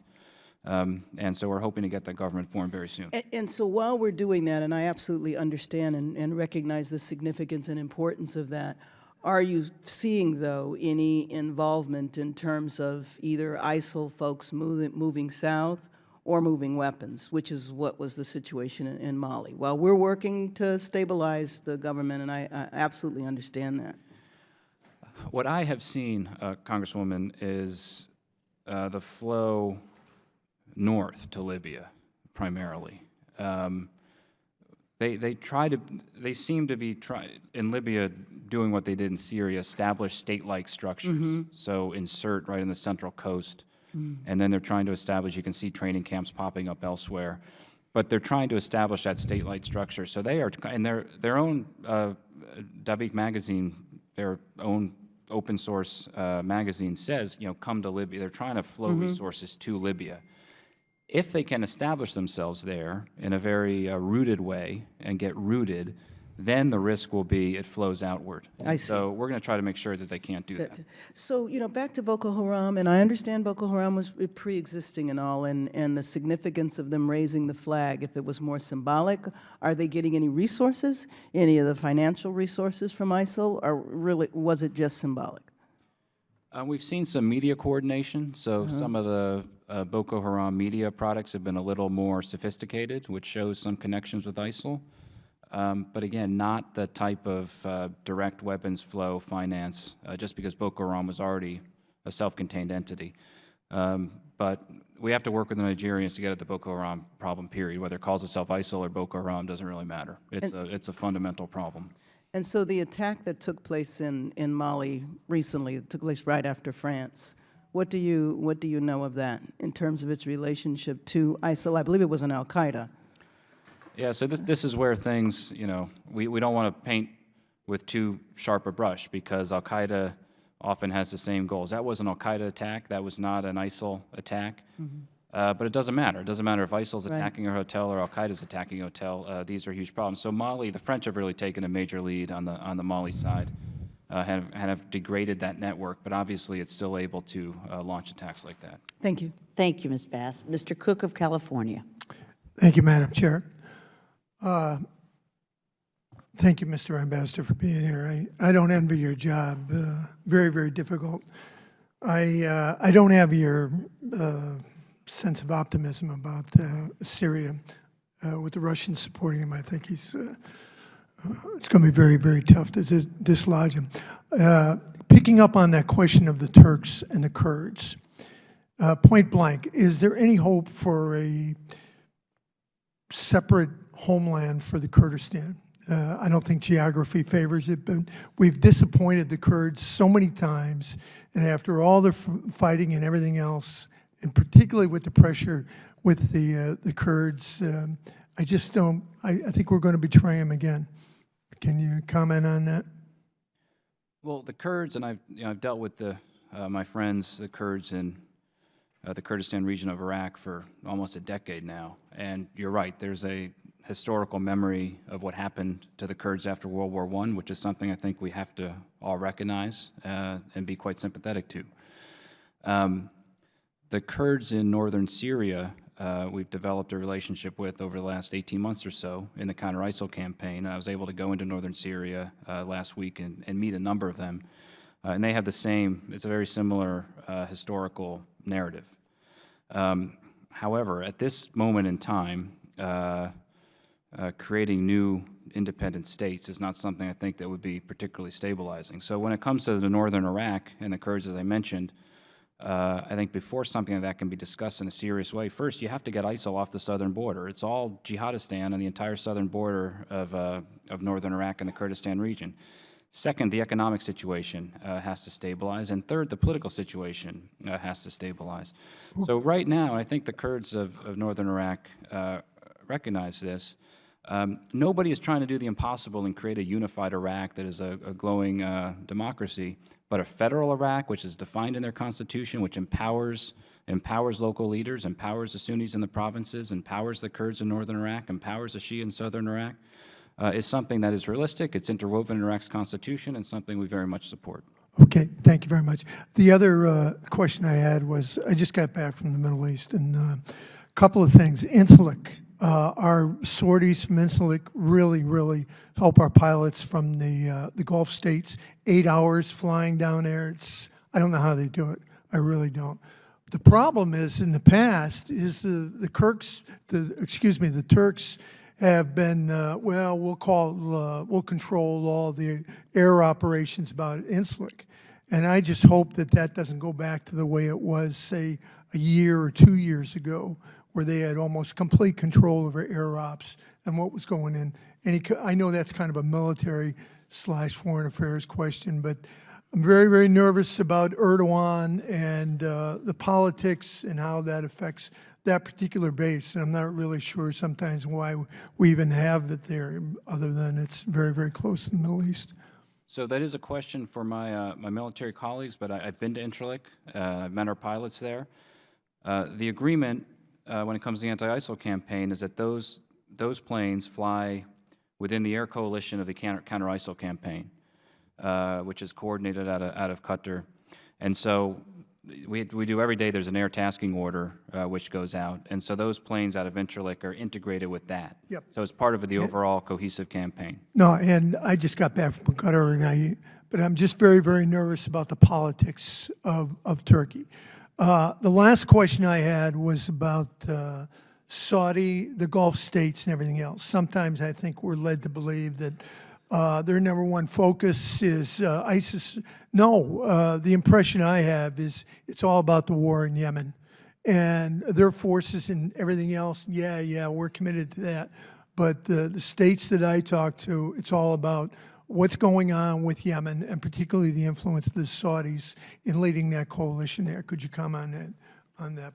You're right. Yemen is a primary focus on a lot of those capitals. But you can have a different conversation from Riyadh to Cairo to Abu Dhabi to Doha, depending on where you are. I mean, it's not like this is not necessarily homogeneous. I'm just looking at resources that are going into Yemen right now. Yemen has definitely been a major focus of the Saudis, and for good reason. It's right on their border. So one reason we're working very hard to try to de-escalate that conflict is so we can focus minds and attention on ISIL, which we do consider the most fundamental threat. Thank you very much for your answers. I yield back. Thank you. Mr. Higgins of New York. Thank you, Madam Chair. ISIS has proven to be, particularly effective at fundraising. Estimates in 2014 was that they were raising about $3 million a day. Originally through oil revenues and the sale of oil through the black market, and then through territorial gains where they would tax the people, provide services, but tax and provide protection and basically operate in a corrupt society whereby they would gain a lot of revenue. How much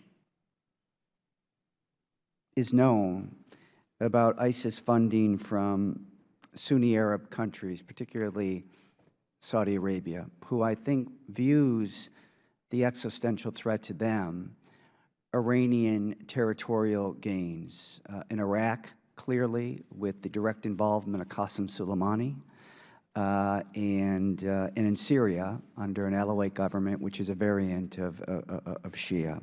So I suppose my question is, the Saudi Arabian influence in helping to finance ISIS terrorist activity?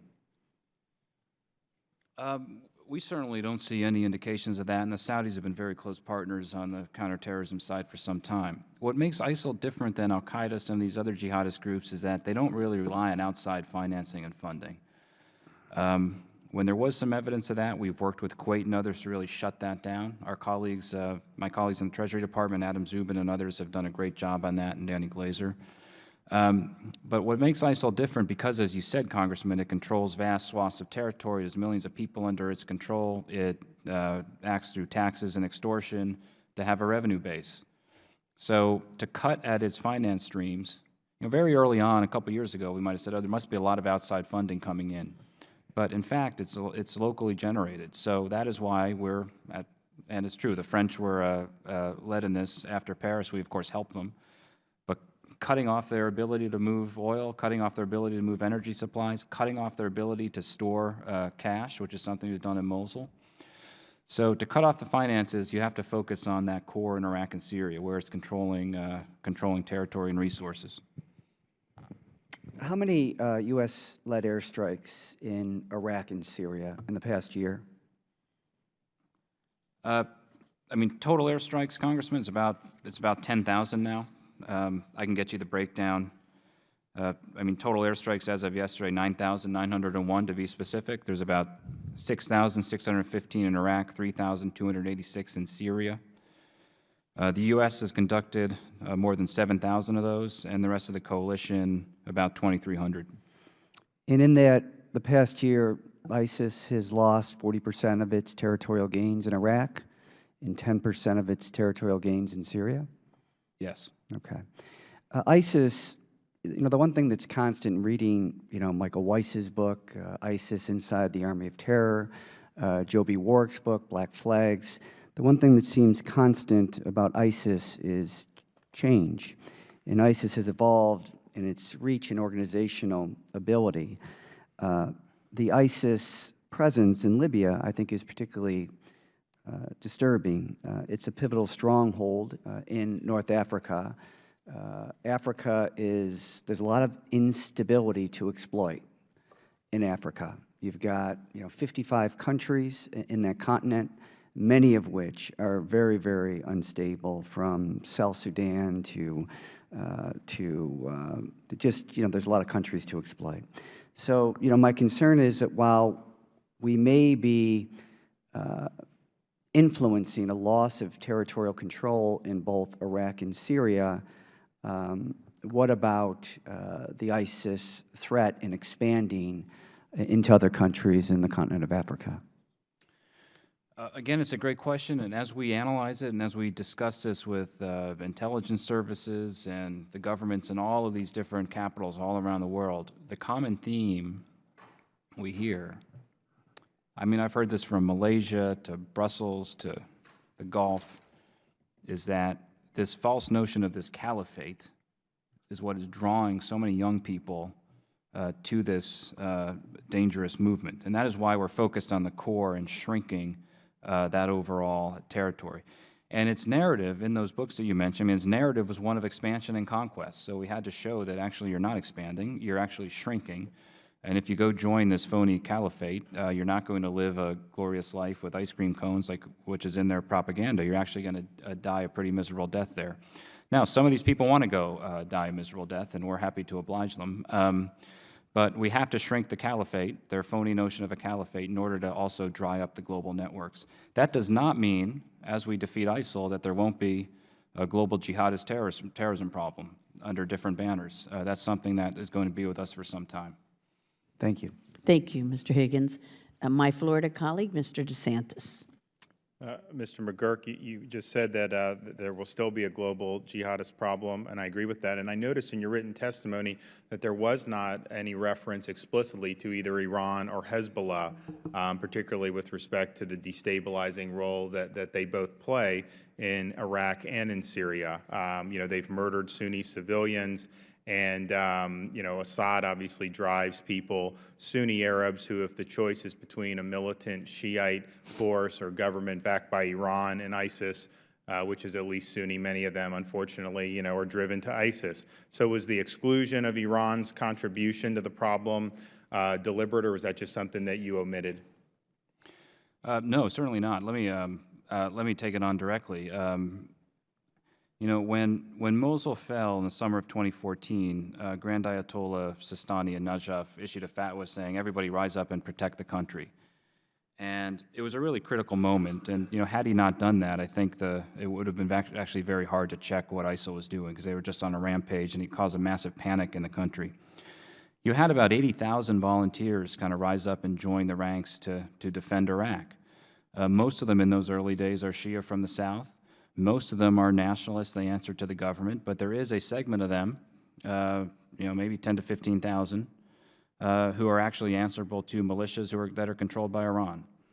And this is a huge concern for us. It's a huge concern for the government of Iraq, and it's a huge concern for Prime Minister Badi. You know, Prime Minister Badi, when he's here in Washington, said publicly that if Iran is operating a militia on Iraqi soil outside the command of the Iraqi government, that would be a hostile act against Iraq. So he's been very clear about this. When we see abuses and violations of human rights, the government of Iraq has acted. Just recently, there were some reports of Shia militia violence in Diyala province, which has always been a hotbed of extremism on both sides of the sectarian divide. Prime Minister Badi went to the site twice, and just last week, they've arrested 9 individuals from some of these militias as part of that investigation. So this is a serious problem. It's something that we're focused on all the time. But we don't want to paint all of these volunteers, many of whom are Shia, within the same brush, because that simply wouldn't be true. Or what about something like in Al-Anbar province? And I mean, you know, there's been, the administration has touted some of the advances in places like Ramadi, but my understanding is that is powered a lot by Shia forces, including some of the Iranian-backed forces. And so what are you doing to empower the Sunni tribal forces and the Sunni tribal elders? Because it seems to me that driving ISIS out of places like Ramadi is obviously something that's desirable, but the notion that those Sunni Arabs are going to be happy living under forces or a government that they see as being dominated by Iran and Shia, that's going to probably be a tough sell. So very much agree with you. So when it came to Ramadi, it was the government of Iraq's decision to ensure that that operation was conducted by the Iraqi security forces, the Iraqi counterterrorism forces, and local Sunni tribal fighters. So were they integrated with the security forces? They were integrated in the campaign, and the Popular Mobilization Forces from the Shia side of the street were not a part of that Ramadi campaign. And you know, that was very important, because we wanted to show that the Iraqi security forces can do this, and because what's so important, whether Sunni or Shia, is locals who know their territory, who know their neighborhood, who know what it's like, who know the alleys and the back streets, that you get locals invested in the fight. So in Anbar now, we have about 10,000 of these tribal fighters. They are invested in the fight. They're getting paid. I gave the figures earlier in my testimony. But, you know, it's a constant effort. But we have full support from the new government in Iraq and Prime Minister Badi. We have full support from the governor of Anbar province, Governor al-Rawi. And they're working closely with us. We have 2 platforms in Anbar province, one at Al-Assad Air Base and one at Takadam Air Base. We're working every day with the Iraqi security forces and these tribal fighters to get them in the fight. And, you know, they're making real gains.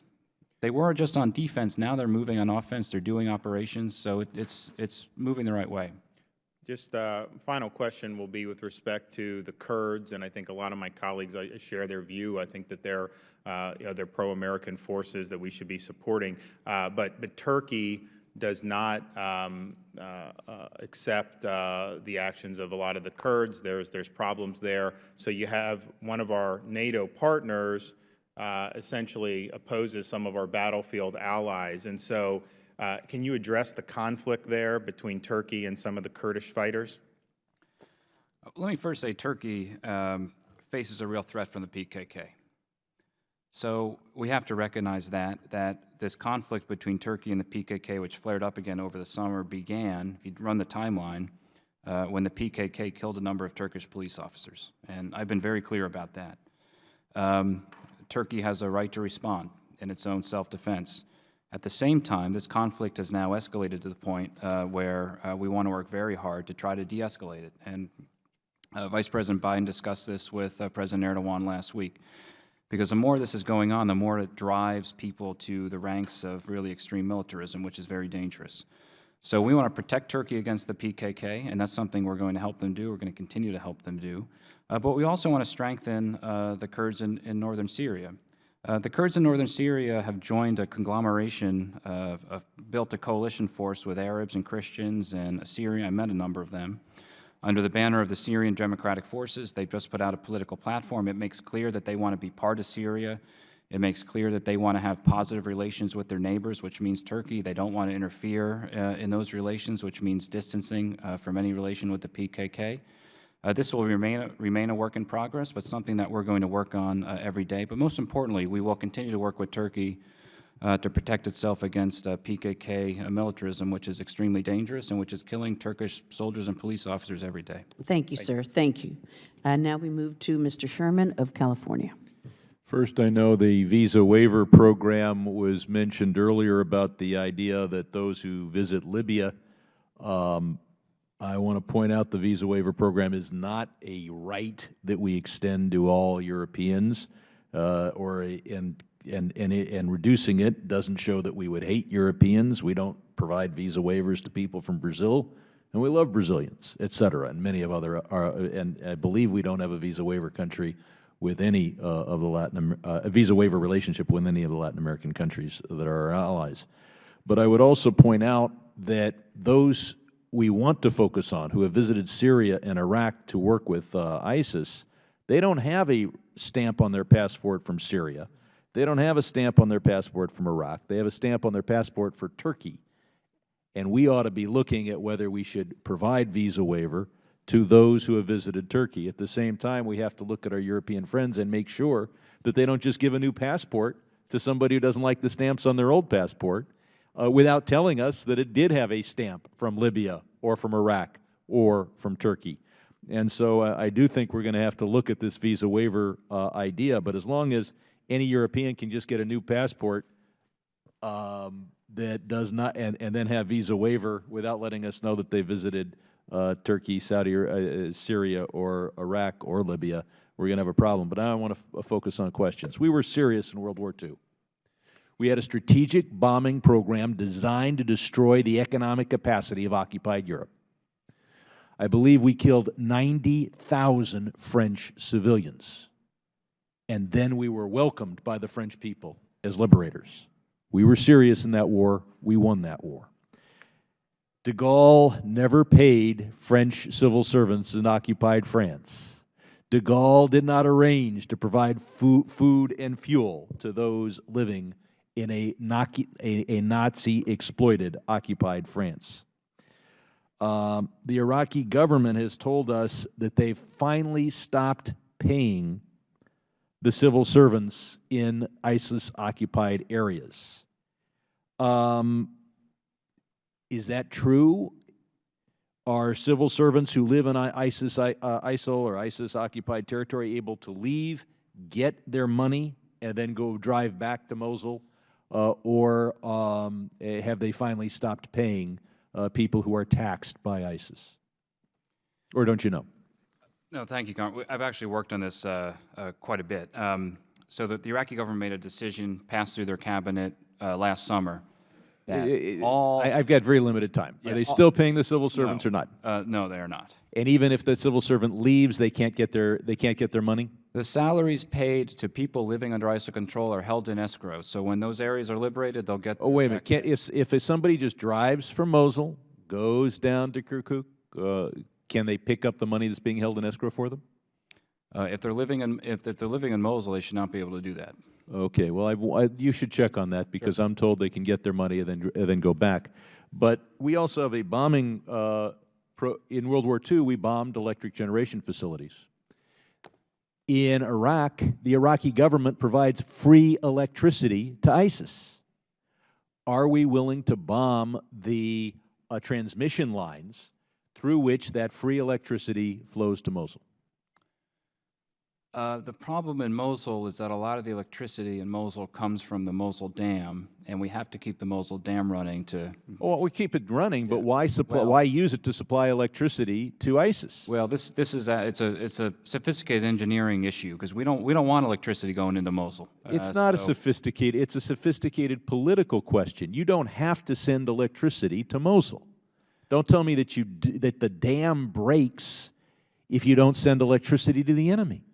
By keeping the dam running, as I understand, The dam should be kept running. That doesn't mean you have to send the electricity to ISIS.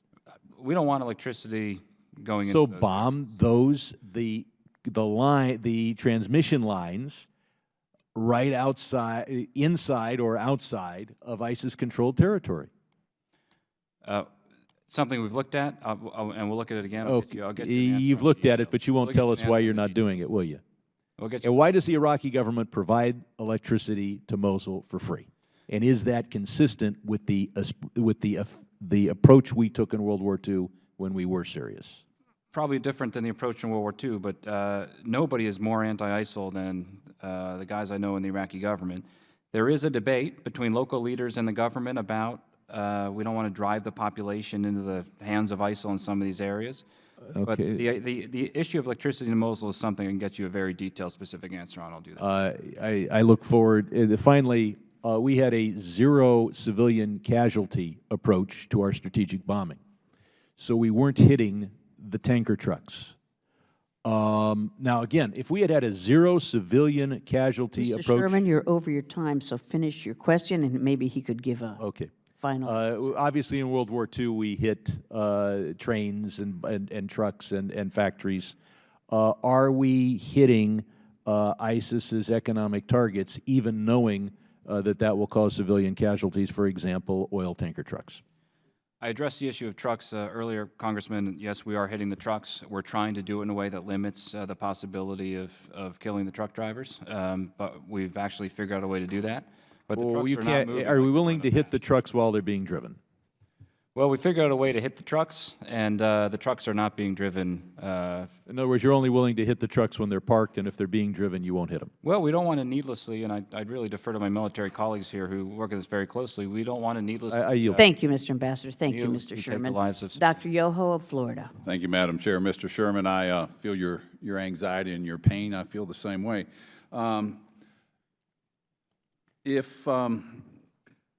Is the administration planning on dropping humanitarian aid to Aleppo?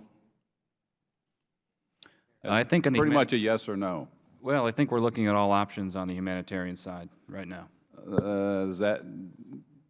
That's not really answering. That's just saying you're looking at them. And that kind of reminds me of the President's budget. It says national security and global leadership in President's budget. And it says that is why the United States is leading the global coalition that will destroy the Islamic State of Iraq and the Levant. And the budget provides for over $11 billion for the DOD. That's like wanting to learn to play the piano, and you buy the piano and you put in the money for lessons, but you don't practice it, you're not going to play the piano. I hear a lot like we're looking at it. We're looking at the safe zones in Syria by Jordan and by Turkey. We're looking at that. We've been studying that for years. At some point, it has to be acted upon. And I want to follow up with Mr. Sherman's comment. The reasoning to continually not bomb these transport vehicles with oil when the no-fly zone that was initiated by this administration along with Hillary Clinton to create a no-fly zone that led to a failed state, the fall of Gaddafi, and now Libya is an ISIS recruiting and training center, and they have one of their biggest camps 12 miles from Libya's largest oil production facility. Why are we not just bombing them? Like Mr. Sherman said, in World War II, we had a strategy. Yes, that's one of the fallouts of war, but it brought that war to an end. We've been studying things, and we're looking at options for 4 years or 5 years now. Close to 300,000 people have died. You know, the Assad barrel bombs, we've been looking at maybe putting pressure on that, and we're still studying it, but yet nothing happens, and we have the largest migration of refugees around the world because of the failed policies of this administration. What are we doing? I mean, when are we going to stop looking and start acting stronger and leading? Well, Congressman, I was just in Kobani. I stood in the streets of Kobani where we killed 6,000 ISIL fighters with airstrikes. They're, in fact, still pulling bodies out of the rubble near where I was standing of ISIL fighters. Killed 6,000 of them in that battle alone. We've destroyed 400 tanker trucks. So the idea that we're just watching this is just when were the 400 tanker trucks destroyed? What time period? In the last 6 months? Probably last 4 to 5 months. Okay. Yeah. But we've known about this for over 3 years. I mean, we hear constituents saying, why is ISIS having oil production facilities? Why are they even allowed to produce anything? They should have been destroyed back then had we had a clear-cut strategy. This is a real pointed question. What is this administration's reasoning to continually press for refugees from Syria and other areas in the Middle East to relax the entry requirements into the U.S., especially when France, Germany, and Belgium have documented that over 70 to 80 ISIS members entered the EU they had through Syria with fake passports, and those were the people that did the shootings in Paris. Why is this administration hell-bent on relaxing these restrictions? What's the reasoning for that? I think we have the most stringent entry standards in the refugee program in the world, and that's something that is going to continue. Yeah, but yet FBI Director Comey and Jay Johnson of DHS says there's no way to vet these people. So why not put a pause on this until we know for sure that they're not fake passports, they're not this. You know, you're saying that, but yet France and Germany and those other countries are kind of saying, hey, wait a minute, we're not doing this anymore. Why are we not heeding the warning that we know is going to happen?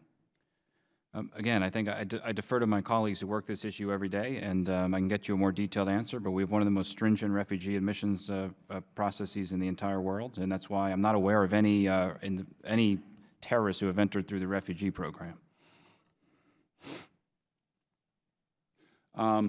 Again, going back to the ISIS transport, we talked about the administration's failure to go after this early. 4 to 6 months ago they did this, and we are at a war at terrorism, right?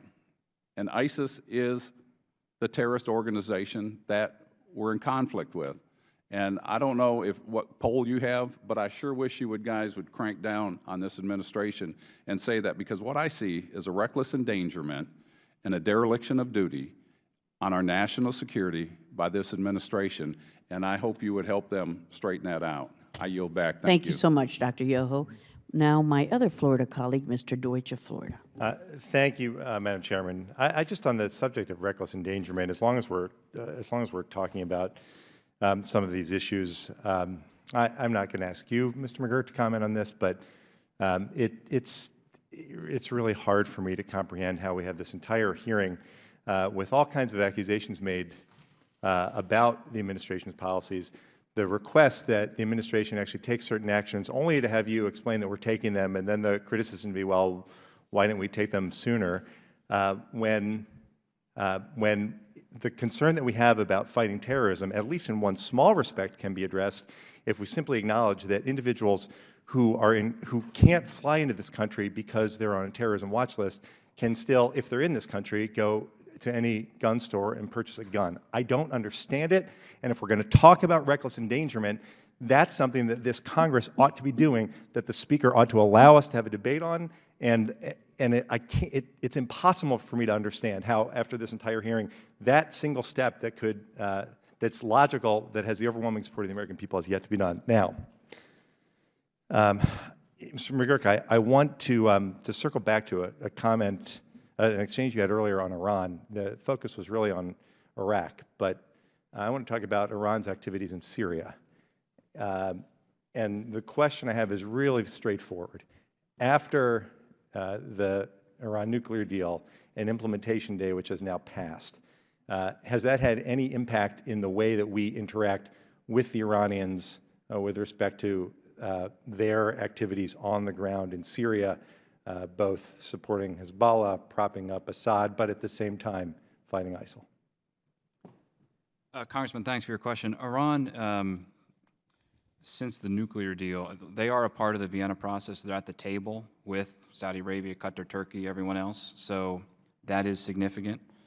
But certainly, I think their tactics, strategies in Syria, if anything, have made the conflict worse. I think we've been very clear on that. Iran is focused on, they have an election upcoming later this month, which will decide some things about the direction the country is headed. But certainly, we've not seen a significant change in terms of what they're doing in Syria. And just the only other thing I would observe that I'm not sure how many things will be decided when the number of reformers who are allowed to run is mere tens out of the thousands who had sought that. But I appreciate that, and I just want to ask a follow-up. But the fact is that Iran and its proxies are responsible for so much of Assad's propping up Assad and Assad's ability to massacre his own people. In the earlier stages of these debates, there was talk about individuals who would like to go after Assad because of the butchery, the brutality against their family members and their community members. And if they didn't have that opportunity, sometimes they turn to whoever would give them the chance to fight, no matter how awful that group might be. What are we doing now to ensure that the battle they wage is one that is against ISIL, and yet also acknowledges that the brutal Assad regime ultimately is responsible for so much of the problem that exists?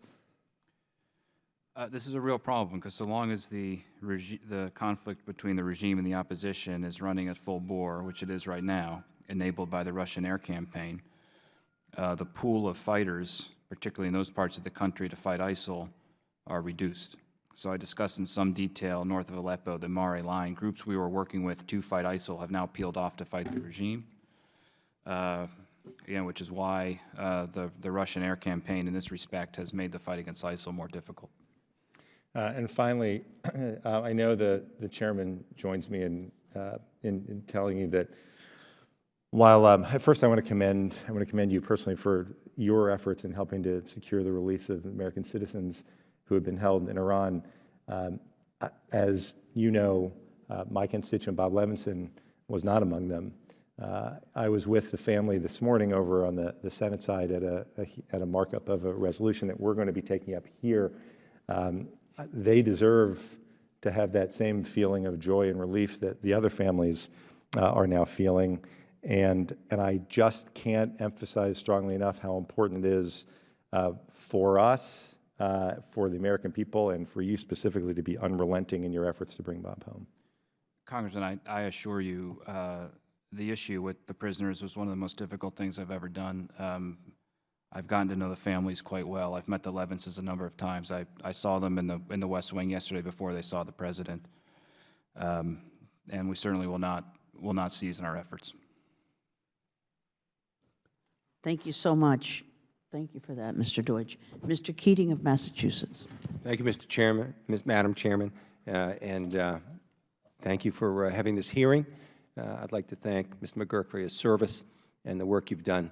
It's important, and you've done a great job, and I appreciate that personally, and I'm speaking as a member of Congress as well. Thank you. I'd like to first associate myself with some remarks my colleague, Mr. Deutsch, made about even when putting things in perspective in terms of threats here at home, even with the language in to scrub the terrorist watch list, I think it's just important that we get a vote on that. The idea that people on that terrorist watch list that can legally procure explosives and weapons and do that legally in this country is something that we have to address as part of our own homeland security. A question I have along those lines. Earlier this last year, I went with a group of my colleagues from the Homeland Security Committee. We were looking at tracking the issues surrounding foreign terrorist fighters and those issues. Could you give an update on the Security Council resolution in that regard, 2178, and also more specifically, my concern is too, with some of the progress we've made You mentioned with Turkey. We'll see how that turns out. I'm hopeful, but somewhat skeptical about their ability to secure that border area. But two issues that stand out: the passenger name record issue with EU countries, and even the kind of security that's done on the exterior border, the Schengen countries. Can you tell me any progress that you're aware of that we've made with our European allies so that they can tighten that up? That has a direct effect with our security here at home, their ability to do that. So great questions, Congressman. I addressed this somewhat in my written statement. Since Paris, we've certainly seen a lot of movement in this regard.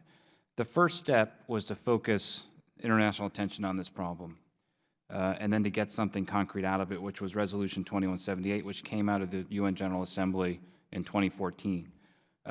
Since then, I think as my testimony mentions, about 45 countries have updated their laws to track down foreign terrorist fighters. What we're trying to do now, as we learn more about the networks, and through the coalition, this is why our global coalition is so important. It's not just the military, which gets a lot of the focus. It's sharing information across these multiple lines of effort. And in the foreign fighter side, we have a cell which shares information across borders. So we've had arrests now in Belgium, Egypt, France, Germany, Indonesia, Kuwait, Malaysia, Netherlands, Philippines, Spain, Tunisia, Turkey, Qatar, here in the United States. And now what we're doing is sharing information to try to really collapse these foreign fighter networks. And it's a very difficult endeavor. It's law enforcement, it's intelligence, but it's constantly sharing information. We found that many of the countries we work with, they have a difficult time sharing information amongst themselves in their capital. It's a problem we had before 9/11. Yeah, there's different laws, privacy laws. So we've broken down a lot of those stovepipes here in the U.S. post 9/11, and we're finding now post-Paris, particularly in the EU, they're also working to do the same thing. Passenger name recognition is a critical thing. That was getting in the way, getting hung up on privacy laws in the EU. Now the EU Parliament has passed, finally, the passenger name recognition, so we know everybody who's on, they know everybody who's on those airplanes. We, of course, know everybody coming into the U.S. Right. So something we're diligent about, something we raise all the time. And within the coalition, we now have a permanent structure set up on the foreign terrorist fighter side.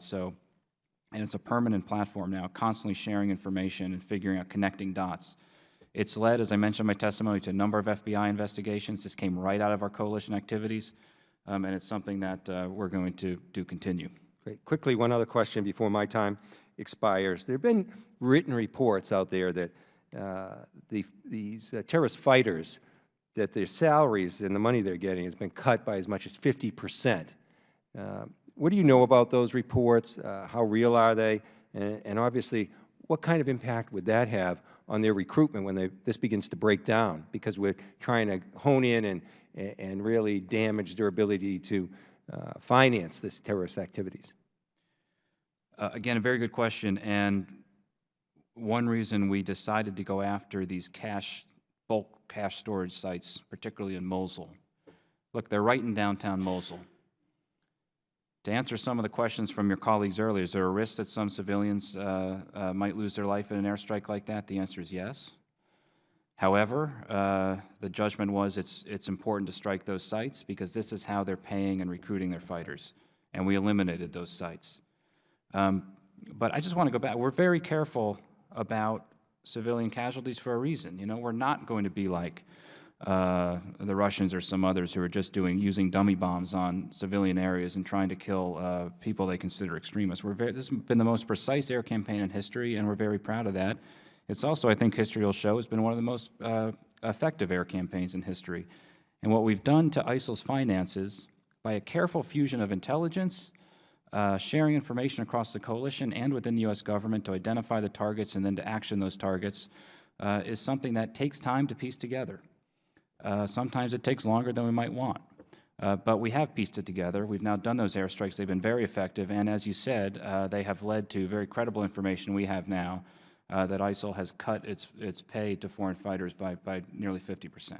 Thank you. Thank you, Mr. McGurk, and I wish we could say the same thing about the Russians and the way they're conducting their bombing exercises as we can about our own.